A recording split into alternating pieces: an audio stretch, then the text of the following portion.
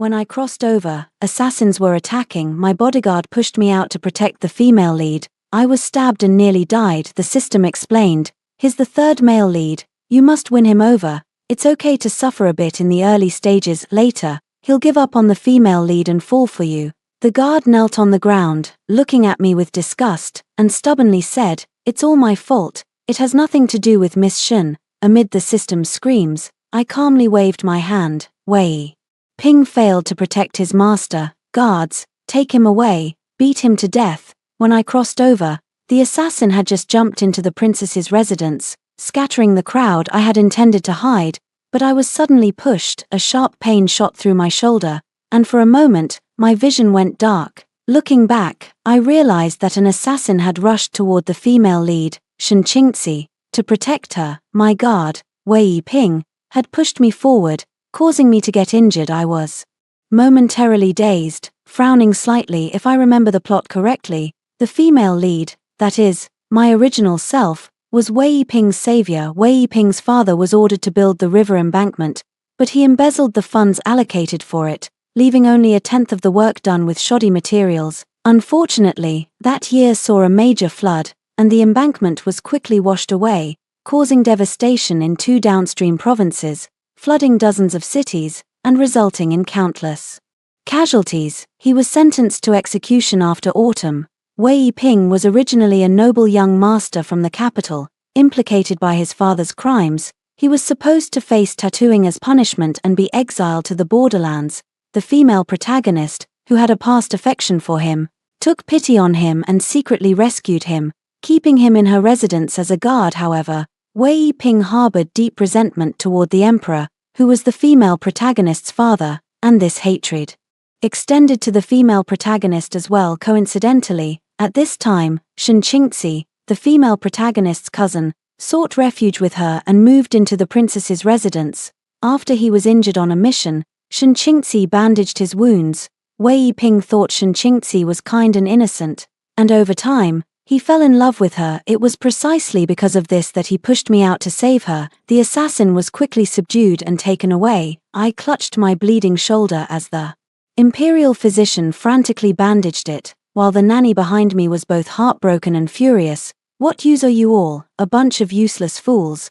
The princess has never been injured in all her years. If the emperor finds out, he'll have your heads. I failed to protect your highness properly. Please punish me as you see fit." Shen Qingzi, weeping as if drenched by rain, also knelt before me. "Cousin, this is all my fault. Please don't blame Wei Ping. If you must punish someone, punish me." Wei Ping and the other guards knelt on the ground, while the others kept their heads bowed. He stubbornly looked up at me, a flicker of disgust flashing in his eyes. "Your Highness, I chose to save Miss Shen of my own will. It has nothing to do with her. If you must punish someone, punish me." The system, afraid I might get angry, quickly explained, "Host, don't be angry. Wei Ping is the third male lead. You must win him over. It's okay to endure a little hardship early on. Later, he'll give up on the second female lead and fall in love with you." I searched through my memories and, combined with the system's words, understood. The world I'm in is a chasing the wife to the crematorium world. The female lead, originally a royal princess, has to endure the anger and grievances from the male lead, the second male lead, the third male lead, and who knows how many other male characters, suffering both physically and emotionally, just to achieve the so-called perfect ending. Clearly born a princess with everything, yet she chooses to pursue so-called love from a man, following others to degrade herself. Shen Qingzi pleaded for Wei Ping. "Cousin, please spare Wei Ping. He will never do it again." Wei Ping, however, stubbornly retorted, "If there is a next time, I will still save Miss Shen. If your highness is displeased, just punish me." I lowered my gaze to Wei Ping, understanding why he dared to be so arrogant. His reliance is nothing more than the preferential treatment the female lead once gave him. The female lead has a timid nature, and every time Wei Ping upset her, she would just endure it silently. Over time, this indulgence made Wei Ping so lawless. Unfortunately, he has misjudged the wrong person. I waved my hand and calmly said amidst the system's terrified screams, "Since that's the case, guards, drag him away." Wei Ping failed to protect his master. I uttered 2 words, "Beat to death." The scene was filled with stunned silence. Shinchingzi was the first to react, screaming as she rushed forward, "Cousin, you must not, you cannot kill him." Wei Yiping was also taken aback for a moment, then sneered upon realizing, "Let her kill." He was certain I wouldn't dare to kill him. The guards and maidservants also urged me one after another, "Your Highness, have mercy." Wei Yiping was just momentarily confused. His crime does not deserve death. No one took action. Seeing this, Wei Yiping became even more smug and looked at me provocatively. "It seems everyone in the household knows the princess is weak and easy to bully. Even the descendant of a disgraced official dares to climb over my head." I didn't say a word. Rising to stand before Wei Yiping, he looked at me defiantly. Though kneeling, he showed no sign of submission. The next moment, I drew the sword from the guard beside me and, under Wei Yiping's disbelieving gaze, plunged it forcefully into his chest, twisting it with all my strength. The heart was thus crushed into flesh and blood, with blood trickling from the corner of Wei Yiping's mouth as he stared at me wide-eyed. You. He couldn't utter a single complete sentence before collapsing to the ground and dying. His eyes remained wide open in death, as if even before death, I couldn't believe that I had actually killed him. "No," Shinchingzi screamed heart-wrenchingly, crying as she threw herself onto him. Don't, Wei Lang." She looked up at me with hatred, her eyes bloodshot. "How could you be so vicious?" I said calmly. "Do you also wish to die?" She instinctively recoiled, and when she spoke again, her voice had weakened considerably, tears streaming as she said, "Cousin, Wei Yiping has served you for so many years. How could you bear to?" I remained expressionless. "He is a guard in my household. I kept him to protect me. Since he can no longer do so, why should I keep him? Making mistakes and being punished is only natural, isn't it right?" Shen Qingyu was left speechless. Everyone stared at me in shock as my gaze swept over them one by one. Their shock turned into overwhelming fear. Everyone lowered their heads, and no one dared to meet my eyes again. I threw the blood-stained knife on the ground and said to the butler, "Replace all the guards and maids who just pleaded for mercy, along with the other servants in the mansion. I don't want to see them a second time." Everyone was stunned, then snapped back to reality and began desperately begging for mercy, kowtowing until their foreheads were covered in blood. "Your Highness, spare us. Your Highness." This servant was just momentarily confused. "Please, for the sake of the years I've served you, spare me this once. Your Highness, spare my life. Spare my life. I will never dare again." I glanced at the steward. The steward knelt down with a thud, sweat dripping from his forehead. "Yes, Your Highness." When he turned around, his face had already changed, and he said fiercely, "Hurry up and gag their mouths.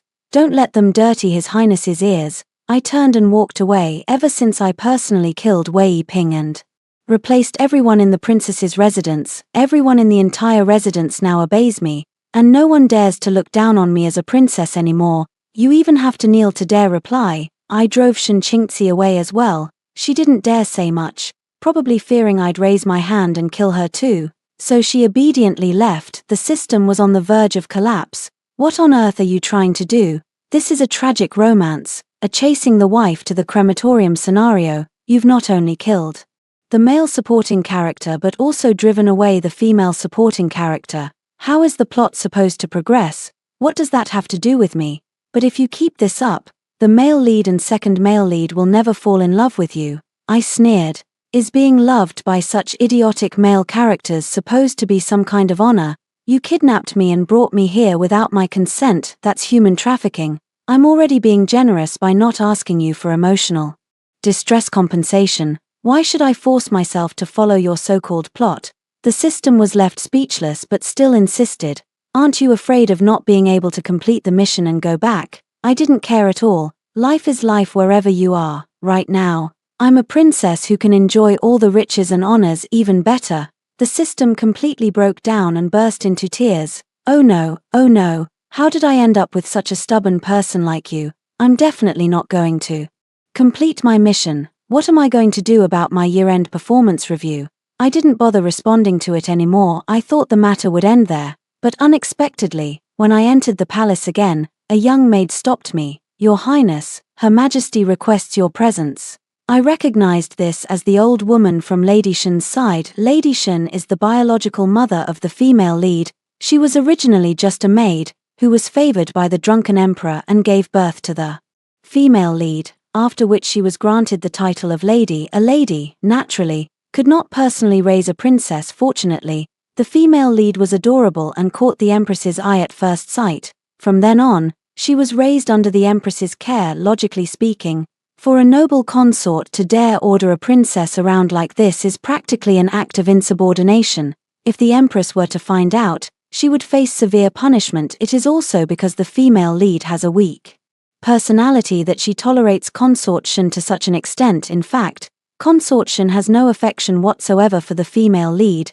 She even resents her because she is not a son, unable to rely on a child to elevate her status, and harbors deep resentment toward her. She has always used the female lead to demand resources to take care of her own family. Shen Qingzi is consort Shen's niece, and it was for the sake of finding a good match for her niece that she arranged for Shen Qingzi to live in the princess's residence, even ordering the female lead to take good care of her.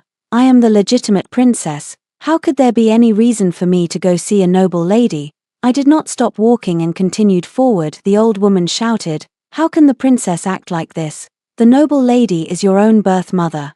Could it be that you don't even want your own mother?" I turned back and glanced at the old woman. The old woman looked at me with a defiant expression, her gaze fixed directly on me. I really didn't want to kill anyone, but clearly, this old woman had already chosen the path to her own death. The old woman looked at me with a defiant expression, her gaze fixed directly on me. She has served Lady Shen for many years and usually considers herself half a master, showing no respect at all for the princess, the female lead. I didn't want to say more and just waved my hand.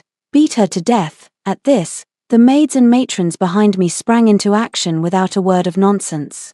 Rushing forward and pinning the old woman down, the old woman, stunned, cried out to heaven and earth, "I was your mother's close attendant. You cannot kill me. The noble lady will not let you off if she finds out.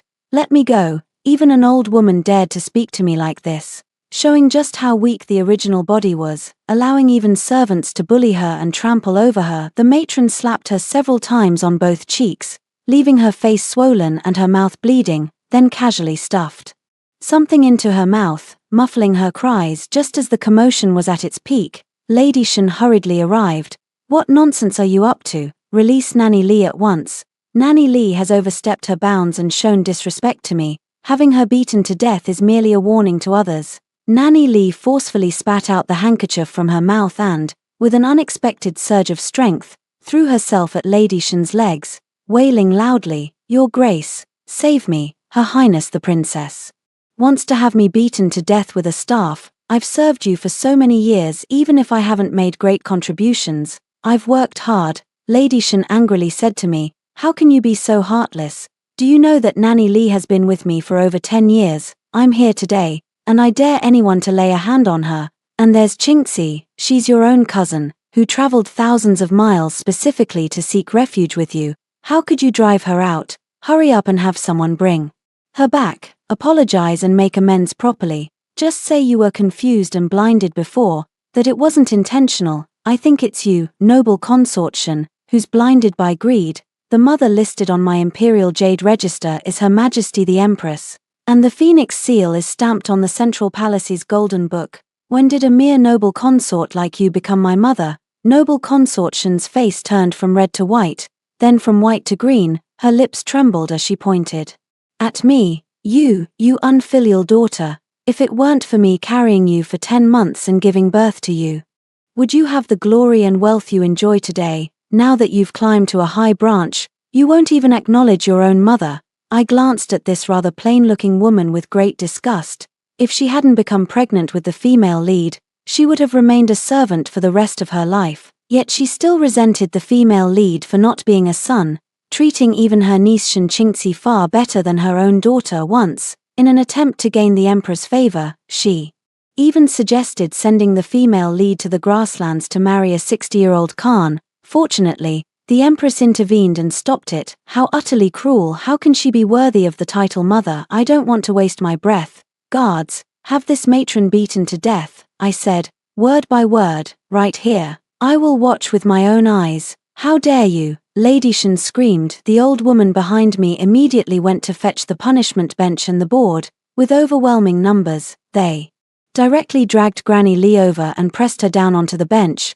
Granny Lee let out a pig-slaughtering-like scream. "Your ladyship, save me." Lady Shen was trembling all over with rage. "How dare you? How dare you?" I lowered my gaze. The board came down with full force. At first, Granny Lee was still screaming. But as time went on, her movements grew weaker and weaker, only occasionally twitching on the board after dozens of strikes. She had completely stopped reacting. The old woman checked her breathing and came back to report to me. "Your Highness, she is already dead." Noble Lady Shen let out a wail and threw herself onto Nanny Lee. When she turned back, her eyes were filled with venomous resentment. "You beast," she screamed, completely losing her composure. "If I had known back then, I should have drowned you in the chamber pot the day you were born. Who do you think you're going to drown in the chamber pot?" We both turned around simultaneously to find the Empress, her face stern and imposing, standing behind me with a group of people. Noble Lady Shen's face turned deathly pale, trembling so much she couldn't utter a word. "A mere noble lady, daring to drown the princess," the Empress said angrily. "This is contempt for the royal family and an attempt to harm the imperial heir." Noble Lady Shen was so terrified she couldn't even move, collapsing to the ground with tears and snot streaming down her face. I was just momentarily confused. "Your Majesty, please forgive me." "Zhao Yang," the Empress paused for a moment, then turned to look at me. "What do you think should be done?" I knew that the Empress was afraid I would be unhappy. After all, Noble Consort Shen is my biological mother. The Empress had known about Noble Consort Shen's mistreatment of her own daughter before and had wanted to stand up for the female lead several times, but each time she was persuaded by the female lead to let it go after several attempts. The Empress also felt frustrated by my lack of progress and stopped meddling in my affairs. She was afraid I would plead for Noble Consort Shen again. Noble Consort Shen looked at me, her eyes gleaming with hopeful anticipation. "Princess, please beg the Empress for me." I was just confused for a moment. "I am how could I ever harm you?" I lowered my gaze to look at her. She forced out an ingratiating smile. I said calmly, "Reporting to the Empress Dowager, according to the law, anyone who plots against the imperial heir shall be executed." "How dare you?" Lady Shen screamed. "I want to see the Emperor. I will tell him that you, this unfilial daughter, are trying to kill your own mother." "Shut up." The matron behind the Empress understood the hint and rushed forward, slapping Lady Shen twice. Blood trickled down from the corner of her mouth, and she whimpered, unable to speak, her eyes glaring fiercely at me. The Empress also froze for a moment, seemingly not expecting that I would want to kill Lady Shen. She gave me a complicated look, her eyes seeming to hold a hint of sympathy. I was taken aback for a moment but quickly regained my composure. The Empress probably knew how poorly Noble Consort Shen had treated the original host. She likely thought I had finally snapped after enduring too much oppression and was just trying to scare Noble Consort Shen, but in truth, I genuinely wanted to kill her. After all, she is the biological mother of the original body, not my own mother. I feel nothing but disgust toward her, with no affection whatsoever. Noble Consort Shen has shown contempt for the royal family, but since no major harm has been caused, the death penalty may be spared. Though punishment is unavoidable, I will report this to His Majesty. She glanced at Noble Consort Shen, who was shaking her head in tears. "Send Noble Consort Shen to the cold palace, never to leave for the rest of her life." Noble Consort Shen collapsed to the ground, unable to even cry anymore. I didn't look at her again and followed the Empress back to the palace. It wasn't until after paying respects at the Empress's palace that she asked me to sit down. "I heard you recently killed a guard." I nodded. "Yes, Mother. That guard pushed me out when we encountered an assassin. I suspect he was in league with the assassins. He wasn't your childhood playmate.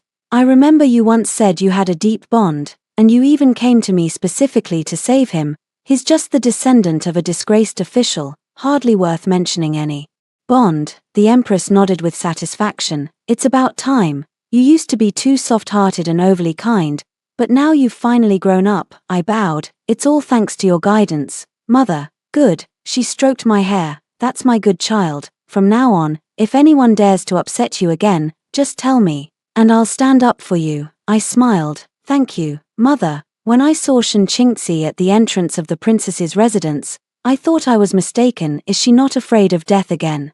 When I saw the person beside her, I understood. Jiu Qiulan strode forward and angrily said to me, How could you drive Chinxi out? How is a weak woman like her supposed to survive in the capital? Do you know that when I found her today, she was being bullied by a beggar? If I hadn't arrived in time, Gu Qulan pointed at my nose and said, I know you're jealous of my bond with Chinxi. Let me tell you, even if I'm forced to marry you, Chinxi will always be far more important to me than you are. She comes from humble origins but has a kind heart. Though you are a noble and delicate lady, you are not even worthy of a single one of her fingers. I fell silent. I asked the system in my mind, which male character is this? This time, the system knew better and pleaded softly, this is the second male lead. An important character, you absolutely cannot kill him again. I looked at Gu Qulan, a young man as upright as a pine tree, exuding an air of scholarly refinement. No wonder he's the second male lead. Gu Qulan was a scholar on his way to the capital for the imperial examination. After his travel funds were stolen by bandits, he was left penniless. He fell seriously ill and had no money for treatment, eventually collapsing unconscious on a small path not far from the princess's estate. It was the original owner who, upon leaving the estate, saw him and took pity on him, secretly tossing a silver ingot his way. When Gu Qulan was seriously ill, he didn't see the original owner's face clearly. Only noticing the jade pendant on her skirt, he used this silver ingot to cure his illness, took the imperial examination, and became the top scholar during the parade on horseback. The princess saw the young man in splendid attire, riding a fine horse, with a face as handsome as jade, and for the first time, she felt the stirrings of a young girl's heart. The empress noticed this and took the initiative to inform the emperor. In this dynasty, there is no rule that forbids a consort from entering the court, so the emperor sent someone to ask Gu Qulan if he was willing. Gu Qulan did not refuse. However, on his first visit to the princess's residence, he saw Chinxi wearing that jade pendant. Chinxi had taken a liking to the jade pendant and asked the original owner for it. Gu Qulan mistakenly believed that it was Chinxi who had saved him back then. He developed feelings for Chinxi and confessed his heart to her. Chinxi did not explain the truth. Instead, to gain sympathy, she told him about the hardships of living under someone else's roof. Under her influence, Gu Qulan lost all goodwill toward the princess, seeing her only as harsh and malicious. Not only did he treat the original host with cold disdain, but after the emperor's death, he even directly wrote a letter of divorce to the female lead, making her the laughingstock of the entire capital. The system trembled as it reminded me, too many dead protagonists will cause the world to collapse, and you won't survive either. So that's how it is. This is my family matter, and this is my residence. What does it have to do with you? I truly don't understand. If you pity her, you can naturally take her into your own residence to care for her. Why be generous with someone else's resources? Onlookers from the surrounding area, who only dared to watch from the outskirts, pointed and whispered, exactly, he's practically engaged to the princess, yet he's still entangled with other women. What a so-called top scholar, TSK, what a fine display of generosity at others' expense. Isn't that exactly what it is? Gu Quellen's expression darkened. Chinxi is your cousin, you've killed innocent people, and now you're driving her out. How can there be such a heartless woman like you in this world? I smiled. The guard I killed had an affair with her. Did you know that? Gu Qulan was taken aback and glanced at Chinxi. Chinxi cried out, I didn't. You're still trying to tarnish her reputation. Gu Qulan erupted in fury. Do you have any idea how important a woman's reputation is? What a malicious heart you have. I know you're just jealous of my feelings for Chinxi. Let me tell you, Song Zhaoyang, I've already promised Chinxi that I'll marry her as my equal wife. I will never like a malicious woman like you, so give up on this idea. I was stunned and asked the system, is he insane? Is this world of yours a normal one? The system cautiously replied, is there something wrong? I was so angry I almost laughed. He's a top scholar who hasn't even been appointed an official position yet he dares to boast in front of the princess about taking a second wife in the future. Does he think his entire clan has lived too long? The system fell silent for a moment before whispering, the female lead likes him, she won't hold it against him. I understand, these people are taking advantage of the female lead's tolerance to push their luck. Unfortunately, the person inside this shell has already changed. If you were unwilling to marry me, why did you agree when my father sent someone to ask for your opinion? Do you know what the consequences are for disrespecting the royal family and deceiving the emperor? Guards, I pointed at Guq Lan. Arrest this criminal who has deceived the emperor and disrespected the royal family. I will personally report this to my father. The guards behind me were already accustomed to this and quickly restrained Guq Lan.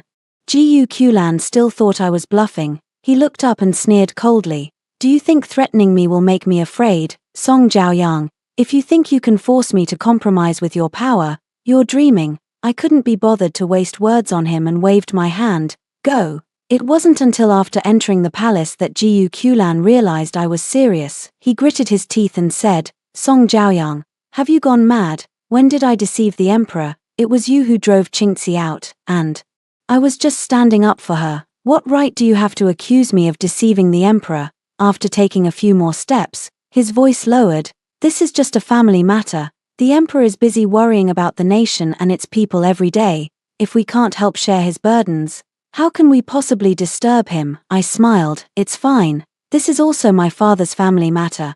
I believe my father won't find it troublesome to see his daughter being wronged. Guq Lan lowered his posture. There's nothing between me and Qingxi. I just feel sorry for her. You don't need to make such a big deal out of it. Shen Qingxi, standing to the side, was also frightened and dragged along, weeping and wailing. Cousin, there's nothing improper between me and the consort. I am your own cousin. Auntie told you to take good care of me before. If she finds out, how heartbroken would she be? It's fine. I waved my hand dismissively. Your aunt was sent to the cold palace this morning for disrespecting the royal family. I doubt she'll find out, and even if she does, she won't be able to worry about you now. Shen Qingxi was completely stunned, collapsing in despair as the guards dragged her forward. As soon as I reached the palace hall, I gathered my emotions and burst into tears, rushing inside. Father, you must stand up for your daughter. The emperor raised his head, slightly frowning. Jiaoyang, what's wrong with you? Father, I pinched my thigh hard. Previously, I had feelings for Guq Lan, and fearing he might not like me, I asked you to inquire about his intentions beforehand. He agreed at the time, and I thought he was willing to marry me. Who would have thought that just before the wedding, he told me that he has always been in love with my cousin Shen Qingxi, and they had already made a promise to take her as his equal wife after the wedding. Guq Lan even said he would never like me, that his heart belongs only to Shen Qingxi. The emperor was furious. How could this be? I cried, tears and snot streaming down my face. If he had said earlier that he loved someone else, I would never have forced him. Why did he deceive your majesty when he already had someone in his heart? Isn't this? The emperor finished the words I couldn't bring myself to say. The crime of deceiving the sovereign. He looked coldly at Guq Lan. Guq Lan, is what the princess said true? Guq Lan's face turned pale, and cold sweat beaded on his forehead. Your majesty, this is all a misunderstanding. I have a completely innocent relationship with Miss Shen. I was merely saved by her once and wished to repay her kindness. Oh, what kindness did she show you? Guq Lan dared not look up. Before I passed the imperial examination, I was once robbed by bandits. After being injured, I fainted on the street with no money for treatment. It was Miss Shen who gave me silver, allowing me to survive. For this, I am deeply grateful for her kindness. The emperor narrowed his eyes. If you were unconscious, how did you know it was her who saved you? In my half-conscious state, I saw a jade pendant on my benefactor. Later, I saw it on Miss Shen, and she herself admitted it. This is absolutely true. I would not dare deceive your majesty. Where is the jade pendant? He said, looking at Shen Qingxi. Quickly take out that jade pendant. Shen Qingxi's body swayed unsteadily, her lower lip clenched tightly. Guq Lan urged, Qingxi, quickly take out the jade pendant for his majesty to see, so he knows we haven't deceived the emperor. Shen Qingxi avoided his gaze. I didn't bring it. You clearly brought it. Guq Lan grew anxious. I just saw it. The emperor looked at Shen Qingxi. Shen Qingxi's face turned deathly pale, and she could only take out that jade pendant. The eunuch quickly presented the jade pendant. Your majesty, please take a look. The emperor glanced at it and quickly recognized it. Isn't this Jiaoyang's jade pendant? I gave it to her on her birthday. Why is it in someone else's hands? Shen Qingxi trembled all over. I choked back tears and said, a few days ago, Miss Shen said she liked it. I told her it was a gift from you, father, But Lady Shen said Miss Shen is my cousin, and it's just a jade pendant. She accused me of being stingy and harsh toward family. She cried and forced me, and I really had no choice. I deeply kowtow. The emperor clearly knew that the original person had a weak character and understood that this was something the original person would do, showing no suspicion at all. Only Jiyu Qulan was stunned. He suddenly turned to me, his voice hoarse. Are you saying this jade pendant is yours? The one who saved me back then was you. He grew agitated. Why didn't you tell me? The chief eunuch roared angrily. How dare you?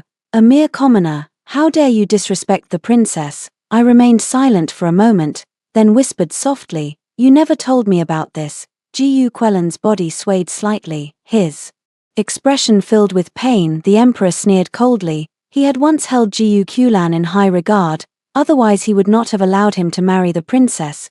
But now, when he looked at Jiyu Qulan, his eyes were filled with nothing but disgust. If you hold the jade pendant, you fancy whoever gave it to you. If a man saved you, would you then become a male prostitute? Although the emperor had little affection for his daughter, the original body, matters concerning the royal family's dignity, were at stake. Jiyu Qulan daring to slap the original body's face was essentially slapping his own face. He suddenly threw the jade pendant at Jiyu Quelan's head. You fool, if you didn't want to marry my Zhaoyang, I wouldn't have forced you. Why, after agreeing, would you secretly engage in an affair with someone else? This is the crime of deceiving the emperor. You deserve to die 1,000 deaths. Sweat dripped heavily from Jiyu Quelan's forehead. Your Majesty, please forgive me, I was deceived by others, the emperor said coldly. No need to say more. Drag him out and behead him. His 3 clans shall be exiled, and his 9 clans shall be barred from taking the imperial examinations or entering official service. Jiyu Quelan's face turned paler than death, his voice trembling. Your Majesty. He suddenly turned to look at me, his eyes no longer holding the former disgust and indifference, but filled entirely with pleading. Your Highness, I was just deceived by others. I was momentarily confused. I didn't mean it. I suddenly found it all very laughable. These people all harm the female lead without restraint, yet when they themselves are hurt, they are the first to beg her to save them. Actually, aside from the female lead's soft-heartedness, they have nothing else to rely on. The emperor's gaze fell on me, and the system was already screaming, Host, you can't let the supporting female character and the second male lead die. They are important protagonists. The third male lead is already dead. If we lose them too, this world will collapse. I wiped away my tears. Father, after all, Jiyu Qulan was once betrothed to me, and I cannot bear to see him die. Jiyu Quelan's eyes lit up with hope.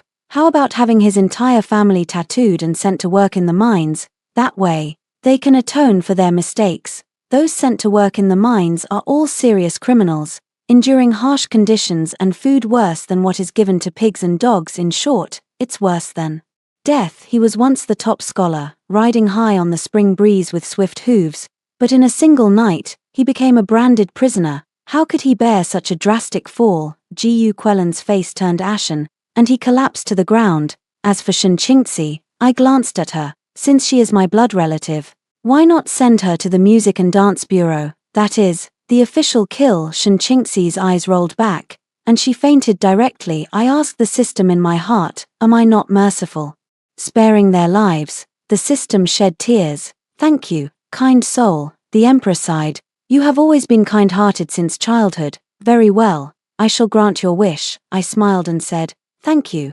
Father. On the day Jiyu Qulan left the capital, I went to see him off. The once glorious Jiyu family had all become prisoners. His mother, with tears streaming down her face, knelt before me and pleaded, Your Highness, please beg His Majesty for mercy. Qulan is your husband, and you love him.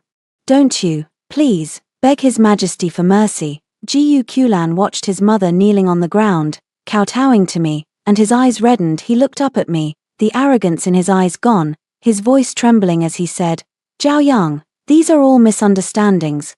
Could you help me explain to His Majesty? My mother is old. How could she possibly endure this? I looked at him and suddenly laughed. Jiyu Qulan, sometimes I truly don't understand. I am a princess, and you are nothing, yet you dared to humiliate me like this, relying solely on my affection for you. Besides my affection for you, what else do you have to rely on? What do you think you are? I leaned close to his ear and whispered softly, everything that has happened now is of your own making, your promising future, your parents' peaceful retirement, all of it is gone, all because of your foolishness. From now on, you are no longer the celebrated top scholar, you are a despised prisoner, a disgrace to your entire clan. Oh, and by the way, you probably don't know yet, do you, your hometown has removed your name from the family register. Gu Kulan trembled all over, his face deathly pale. No, no, I straightened up, smiling brightly. You fool. With that, I turned and walked away. Behind me came the blood-curdling, hoarse wail of Gu Kulan. No, your highness, Shinchingzi has been rescued, the maid said, glancing up at me cautiously. I heard it was young Master Pei who personally went to rescue her. Pei Zhon. I close my eyes. This is the third male character to appear so far. And also the true male lead compared to the previous second and third male leads. This Pei Zhon is the real tough one. He was a prince of the Shun Kingdom. After the Shun Kingdom was defeated and became part of the Great Xia, he entered Xia alone as a hostage, staying there for 16 years from the age of 9. The emperor kept him close in the palace, claiming to treat him like the other princes, but in reality, it was nothing more than house arrest. People in the palace fawn on the powerful and bully the weak. Over the years in Great Xia, Pei Zhon endured countless cold shoulders, even going hungry and lacking warm clothing. It was the female lead who pitied him. Before leaving the palace, she secretly sent him food and supplies, and when his royal brothers bullied him, she mustered the courage to speak up for him. Pei Zhon had always been kind to the female lead, and as they grew up, he took care of her in every way, always bringing her favorite candied hawthorn sticks whenever he left the palace. The female lead always called Pei Zhon brother Pei, truly treating him like an older brother. However, Pei Zhon was merely using the female lead to gather information about the court. In secret, he had been bribing court officials and preparing his forces, until one late night, he finally rebelled and stormed the imperial palace. At that time, it was Consort Shun who suggested to the emperor that since the female lead and Pei Zhon had grown up together and shared a deep bond, they could use her as leverage to force him to withdraw his troops.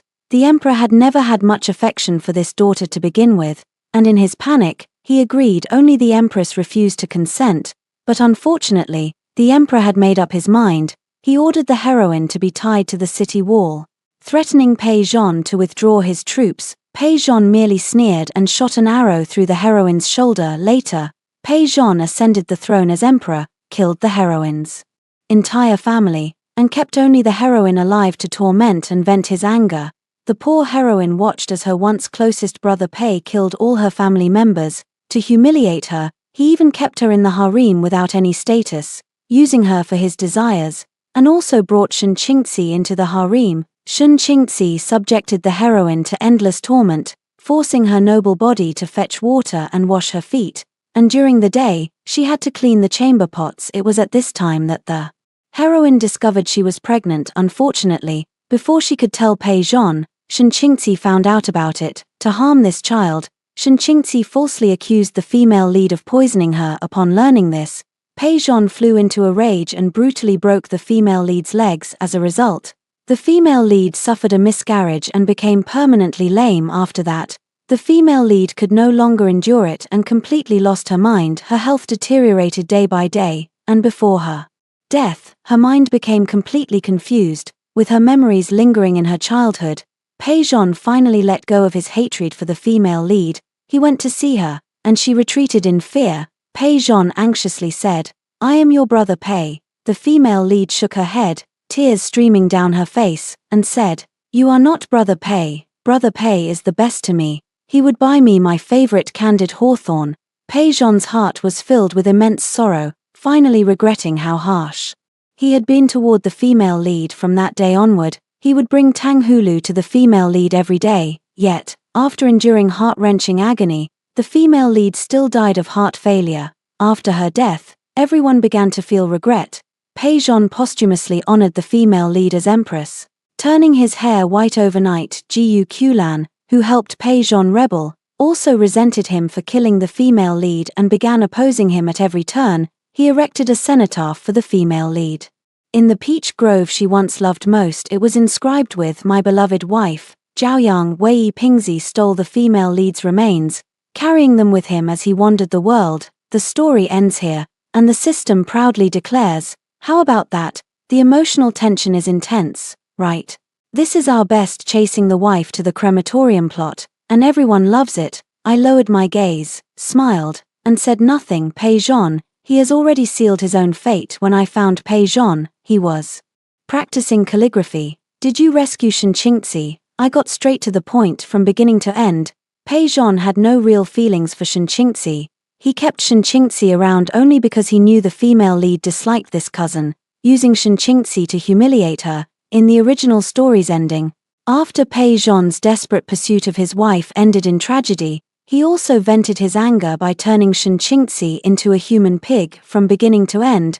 This person only ever loved himself. Pei Zhon smiled at me. Isn't she your cousin? I was worried that going to such a place might affect your reputation. I just bought some candied hawthorn skewers. Try one, he said, personally taking down the candied hawthorn, not minding that the sugar syrup dirted his slender, fair fingers. A smile playing at the corner of his mouth, it must be said, as expected of the male lead. His appearance is truly outstanding, elegant and refined, looking every bit the picture of grace and purity. His smile was full of gentleness and sincerity. No wonder the female lead foolishly regarded him as a real brother, only to be sold out while still helping him count the money.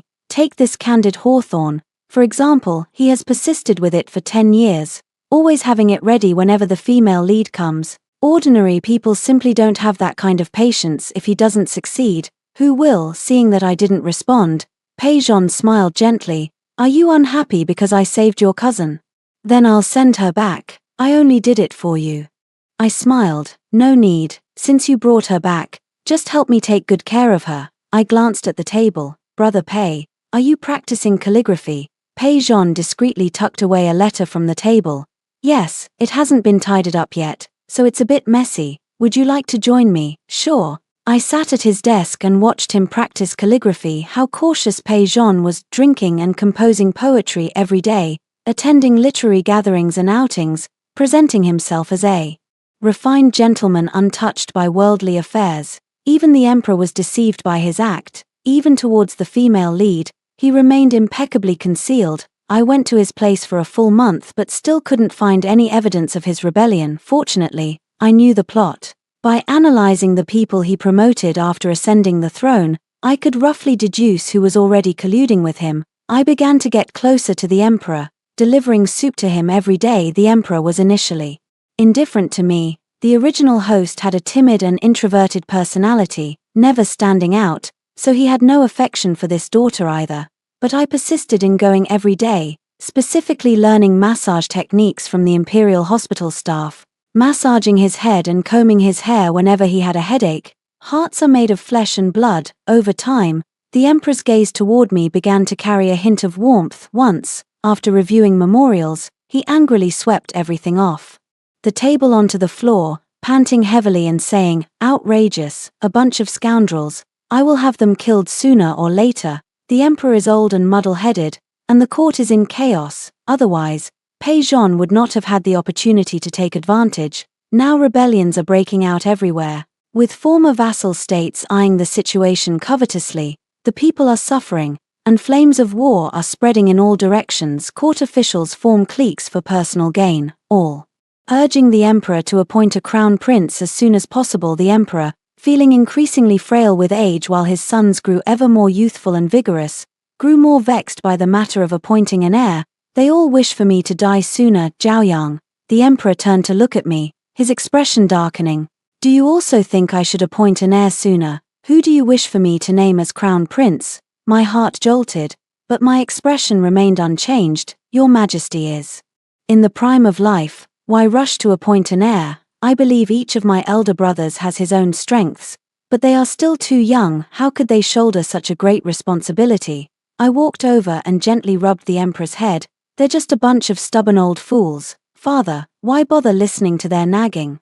In my opinion, you are still young and strong. Only you can steer the great ship of this empire, and the people of the world only love and support you. There's no need to discuss the succession so early. The emperor paused for a moment, and I could feel his tense body finally relax. He let out a long sigh. It's good to have a daughter. From then on, the emperor's health grew worse with each passing day. He did not know that the most trusted eunuch by his side had long been bribed by Pei Zhon, who poisoned his meals daily with a colorless and odorless toxin. I never told him, for a father who could tie his own daughter to the city wall to threaten others into retreat. I truly have no sympathy. Moreover, a sick emperor is more useful to me than a healthy one. After the emperor began to feel dizzy and his vision blurred, he stopped reading the memorials himself and instead had me read them to him every day. He even allowed me to help him review and approve them. As a princess, he had no reason to be wary of me. Moreover, the empress's only son, the eldest prince, had his arm severed by an assassin during a campaign in his early years, rendering him ineligible for succession. Over the years, the empress has never interfered in court affairs, and the eldest prince has indulged in the pleasures of nature for the emperor. I, as the daughter of the empress, am indeed the person he can trust the most. I thought the matter had progressed without anyone knowing, until one day, the empress summoned me to the palace. She dismissed everyone and asked me, "Zhao Yang, what exactly do you want to do?" I lowered my head respectfully. "What I wish to do, mother." Empress should be well aware. The empress tightly gripped the armrest of her chair. "Your elder brother is already crippled. He cannot inherit the throne," I replied with deference. "If you lose your brother, you still have me." The room fell into a deathly silence, so quiet you could hear a pin drop after a long while. The empress stared at me intently and said, word by word, "Have you gone mad, Zhao Yang? You are a princess." "You are." I knew what she wanted to say. "You are a woman. How could a woman ever become emperor?" I suddenly looked up. "What does it matter if I'm a princess or a prince? Mother, you once followed grandfather into battle across the land, achieving remarkable feats time and again. If not for the late emperor summoning you to the palace, what great accomplishments could you have achieved? You once led 3,000 iron cavalry to trample the tents of Batu Bu, capturing the Khan and his 7 sons alive. Could any man have achieved such military glory?" Incense smoke curled gently in the room, and I heard my own voice echoing through the deathly silence of the deep palace. "Now you are trapped within these brick walls, like an eagle in a cage. Have you never once regretted it?" "Regretted it, regret it," the echo reverberated, and the queen stared at me in a daze. She opened her mouth, as if wanting to say something, but in the end, she said nothing. "I don't feel disappointed. The idea of a woman becoming emperor has never occurred in this era. Although the empress comes from a military family, this notion is still too shocking for her. Before coming here, I knew I might not be able to convince her, but I also knew she wouldn't betray me. In the original storyline, when the female lead was tied to the city wall, only the empress fought desperately to save her. I also know that the empress holds an armored guard left by my maternal grandfather, once his personal guard, which has been dispersed and raised in suburban estates all these years. Only the empress can command the armored guard. It is her father's legacy, her lifeline for so many years. Even the emperor has been unaware of the armored guard's existence. In the original plot, when Pei Zhon rebelled and imprisoned the female lead, the empress once attempted to rescue her. It's just a pity that by then Pei Zhon had already accomplished his great task, and there was no turning back. The empress couldn't save the female lead, and in the end, only about 100 of the iron armor guards remained, desperately escorting the empress away. I know that the empress has deep feelings for this daughter she raised from a young age. I bowed deeply. "Mother Empress, there is no need to worry. I will take full responsibility for this matter. If I win in the future, I will honor you as the Empress Dowager. If I lose, I will leave a suicide note, stating that you had no involvement in this matter from beginning to end, and then end my own life." With that, I turned to leave, but as I stepped out of the palace, I heard a voice from behind. The empress sounded weary, her voice soft yet heavy. "Before your grandfather left, he left me with 5,000 troops.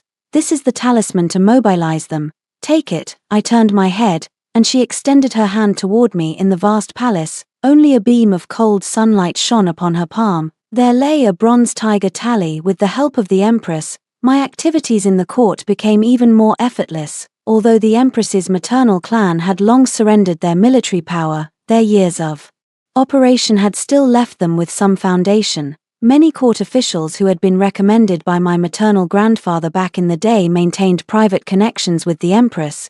It was just that the emperor was unaware of this.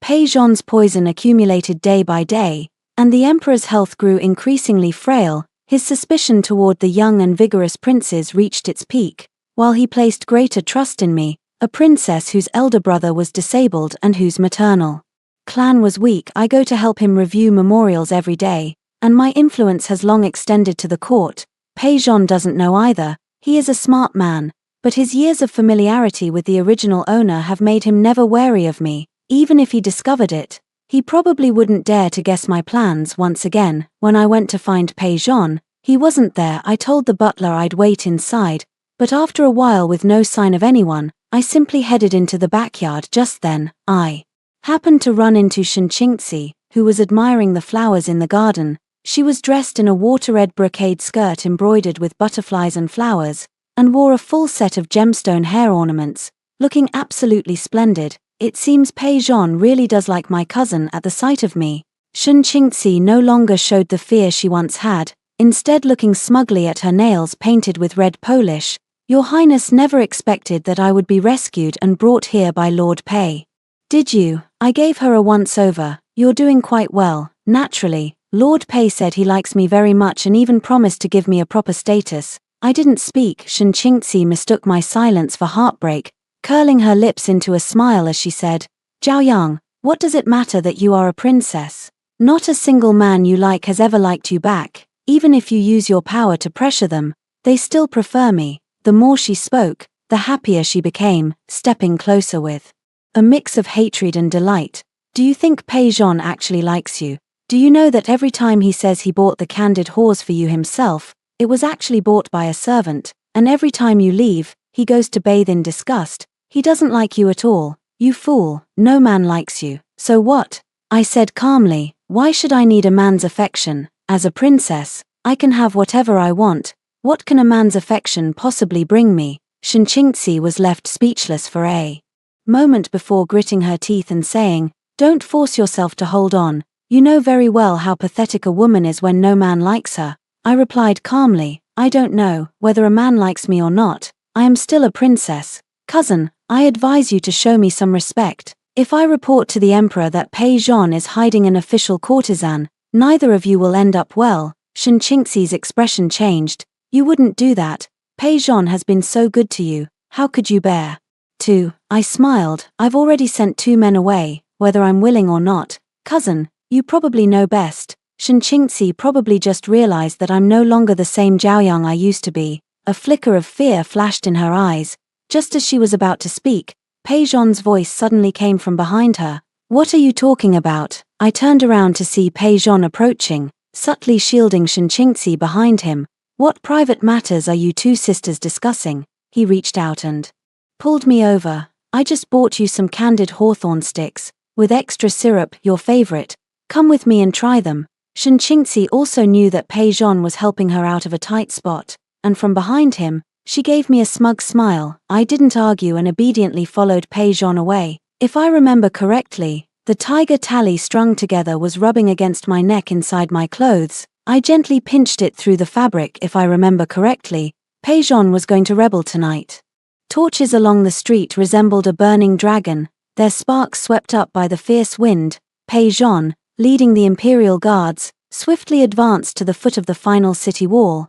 The emperor stood atop the city wall, pointing furiously at the commander of the imperial guards, Wang Wei. I have shown you immense favor, yet you dare betray me. Wang Wei remained expressionless. Your Majesty, I have always been a loyal servant of Prince Pei. How can you speak of betrayal when I am merely faithful to my own master? The emperor, with a fierce expression but a weak heart, shouted at Pei Zhon, you rebels dare to plot treason. Do you not fear the condemnation of the people across the land? Withdraw your troops at once, and I shall spare your life. Seeing that Pei Zhon showed no reaction, he softened his tone. You have been in Daxia for many years, and I have treated you well. My princes and princesses have been as close to you as siblings.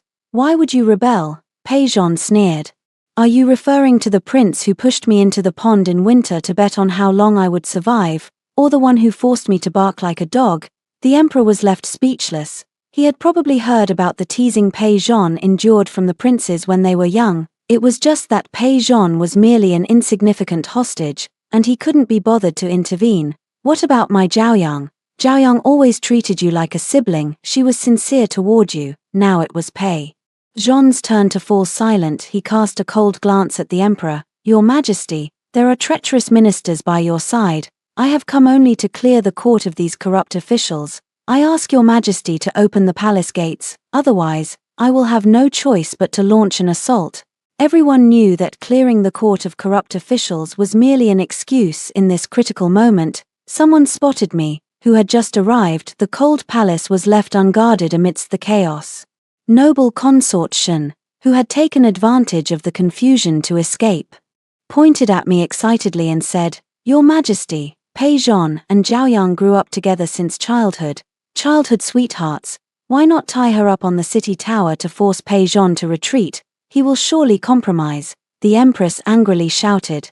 Even a vicious tiger does not devour its own cubs. She is your own daughter. Noble consort Shen's voice was shrill. I too cannot bear to part with her. But for your Majesty, for your Majesty's empire, I have no choice but to sacrifice my own flesh and blood. The Emperor looked at me with some hesitation. I have accompanied him for so long in this lifetime, and he has developed some feelings for me after all. I gazed back at him quietly. After a moment, he closed his eyes and waved his hand, saying, Tie the princess to the city wall. I laugh. The evening wind howled fiercely, my hairpin came loose, and my disheveled hair fell over my eyes. I waved my hand, a hidden arrow shot out from the darkness behind me, striking the Emperor squarely in the chest. The Emperor's eyes widened, he gasped half a breath, and fell straight backward. The eunuch behind him screamed, Your Majesty, traitors are assassinating the Emperor, follow me to protect His Majesty. My voice echoed through the night sky, and under the astonished gazes of everyone, the sound of orderly footsteps and clashes of battle rose from behind me. Kill them, slay the traitors. Follow His Highness to protect the Emperor. The Empress's ironclad army charged into the battlefield. Soldiers who had once fought on the sands of war carried an aura of bloodlust. Although Pei Zhan had long planned for this, the Imperial Guards had never truly experienced the battlefield. Before long, they were utterly defeated by the ironclad army, abandoning their armor and fleeing in disarray. I ascended the city wall, and the ironclad army general swiftly approached, kneeling on one knee. Your Highness, a kingdom cannot be without a leader for even a day. Now, only your Highness can avenge the Emperor. Please ascend the throne. Everyone erupted in uproar. Noble Lady Shen pointed at me. How could a woman possibly become Emperor? Have you gone mad? The ministers who rushed to protect the throne also criticized in unison. A hen crowing at dawn brings chaos to the world. It is utterly absurd for a woman to ascend the throne. Some of my advisors also spoke up in my defense. The princes are unfit for such a heavy responsibility. If it weren't for your Highness, tonight, the empire would have changed hands. Why shouldn't your Highness ascend the throne? Your Highness has turned the tide, cares for the world, and is beloved by the people. If His Majesty were still here, he would surely have passed the throne to your Highness. Preposterous. There has never been a precedent for passing the throne to a princess. Then let this be the first. A censor surnamed She stepped forward, pointing at me and scolding angrily. How can a princess defy the ancestral rules? Privately raising troops is already a grave crime. Hand over the military tally to the prince immediately. Step down, and confess your guilt. Oh, a sure path to death. I drew the Iron Guard's sword and with one stroke, chopped off his head, blood splattering 3 feet high. Minister She's head rolled to the ground, a flicker of confusion flashing in his eyes. Minister She was deeply devoted to the Emperor and has already followed my father to the afterlife. I swept my gaze over everyone present. Who else wishes to be buried with my father? Everyone was stunned. Silence fell. Only the rustling of robes could be heard. After a moment, the left chancellor stepped forward first. He is the Empress's man. He knelt on the ground and shouted loudly, Your Majesty is destined by heaven. Long live the Emperor. Long live, long live. Someone else also knelt down slowly. More and more people knelt down, and before me, there was no longer anyone I had to look up to. Noble Lady Shen went limp and collapsed to the ground on the city walls. The cheers rose like a roaring tide. Long live the Emperor, long live the Emperor, long live the Emperor. Beneath the city wall, Pei Zhan had already been taken into custody. He lifted his head, Looking at me with disbelief, I walked to the emperor's side and gently closed his open eyes. Father, I will avenge you, rest in peace. When I saw Pei-Zhong again, I had already firmly secured the throne. Pei-Zhong was in better shape than I had imagined. Even in prison, he wasn't as disheveled as I expected. He maintained his dignity upon seeing me. He didn't beg for his release but simply lowered his gaze and said, "Zhao Yang, how have you been these days?" "Not very well." I was telling the truth. I had killed far too many people recently. Father must have been lonely all alone in the underground palace, so I sent Lady Shen to keep him company in the afterlife. I arrived too late, although I managed to gain some influence in the court. With the help of the Empress, there were still many voices of opposition. Fortunately, these voices gradually diminished as they were silenced. A few more executions, and they would be gone entirely. I don't care how the history books will write about me, patricide or usurpation. All I know is that history is written by the victors. Pei-Zhong gave a bitter smile and reached out from the railing to hold my hand. You must have suffered a great deal, for someone as kind and gentle as you to reach this point must have been agonizing. Who is forcing you, the Empress or the Crown Prince? He still doesn't believe I dare to usurp the throne. Zhao Yang, he looks at me, his eyes filled with heartache. I really want to help you. I know this burden is too heavy for you. If you release me, I can assist you. I smile slightly. Indeed, being an emperor is lonely and cold at the top. How about I release you, Brother Pei, and you help me be the emperor instead? Pei-Zhong paused. Actually, I was forced to rebel. I've never been interested in this position, but I truly feel for you, and I want to help you. He clenched his fingers, his voice tinged with an uncontrollable urgency. If one day I become emperor, you will be the empress who rules over the land, and we will share this world together. Ha ha ha, I couldn't help but laugh out loud, wiping away my tears as I said, Pei-Zhong, I never realized before how humorous you are. Actually, I've known for a long time that you were planning to rebel. I leaned in and whispered, do you know why I never exposed you? He was rarely at a loss for words. A hint of mockery curled at the corner of my mouth. The capital's defenses are tight. If it weren't for you, how could I have succeeded with just those 5,000 men? Thank you for all your years of hard work, paving the way for me, Brother Pei. Pei-Zhong stared at me blankly, instinctively taking a step back as if I had suddenly turned into some kind of monster. I watched him. This man trapped in a cage no longer held the lofty, domineering attitude toward the female lead as depicted in the original plot. He brutally broke the female lead's leg, caused her to miscarry, and tormented her to death. If the second and third male leads were merely scumbags, then he was worse than an animal. What was his final fate again? Oh, he had a harem of 3,000 beauties, yet he lived a lonely life all alone. What an ironic pursuit of a wife that ends in a fiery grave. The female lead merely lost her identity, family, dignity, child, health, and life, but the male lead lost the love of his life. I stared intently at Pei-Zhong, enunciating each word deliberately, finally satisfied to see utter devastation in his eyes. Someone, turn him into a human swine and put him in the latrine. Isn't the male lead supposed to be unkillable? Then let him live a long, agonizing life, worse than death. I turned Pei-Zhong into a human swine and placed him in the latrine, with Shinqingzi positioned right beside him. From now on, they can be together happily. 6 months after ascending the throne, the Empress Dowager urged me to expand the harem. I agreed. A month later, my harem gained dozens of men.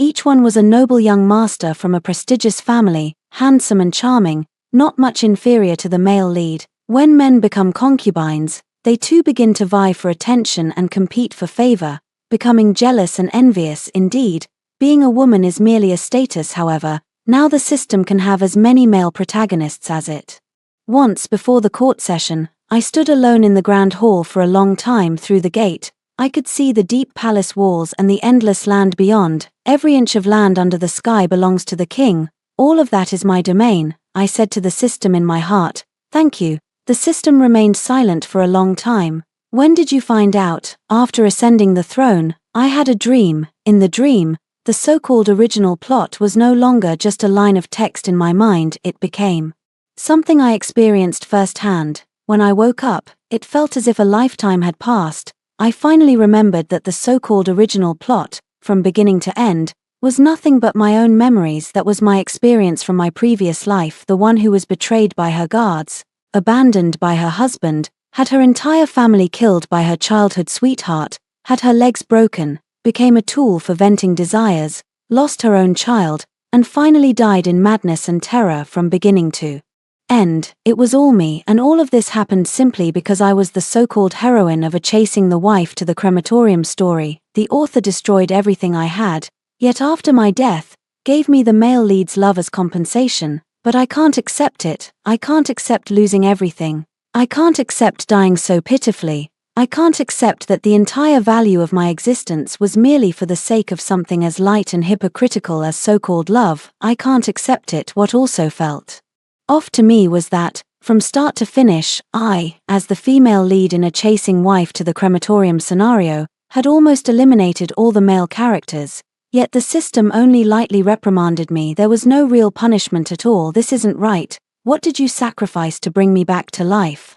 The system took a long time to respond. All the points I've earned from missions over the years. I think you're a good person. Your life shouldn't end so absurdly. I once told the main god that this isn't right, but it told me this was your own choice, that you walked this path yourself. You've always craved love, which is why you ended up like this. You sought benevolence and found it. In the end, you got love. Isn't that good? I said you were just deceived, that you never received any other kind of education, that you didn't know there are many things in this world more important than elusive love, like dignity, like power.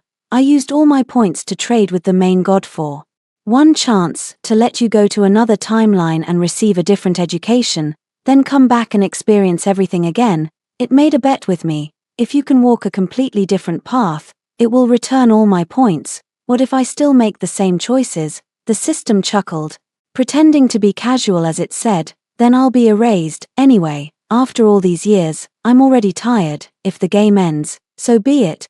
But I didn't expect you to be so promising. It seems I still have to continue with my tasks. I gazed at the morning sun outside the grand hall. Thank you. I didn't know what else to say, so I repeated, thank you. My past life was shattered into pieces. I faced the world with kindness, only to be met with endless betrayal. The love I yearned for was nothing but a castle in the air, which ultimately led me to fall into the abyss. Yet, there was still kindness after all. I have no way to repay this kindness. The system's electronic voice carried a hint of reluctant delight. Take care from now on. I must continue with my missions. I nodded. The green hills remain unchanged. The blue waters flow on. We shall meet again. After the final beep, the electronic voice that had accompanied me for decades vanished completely.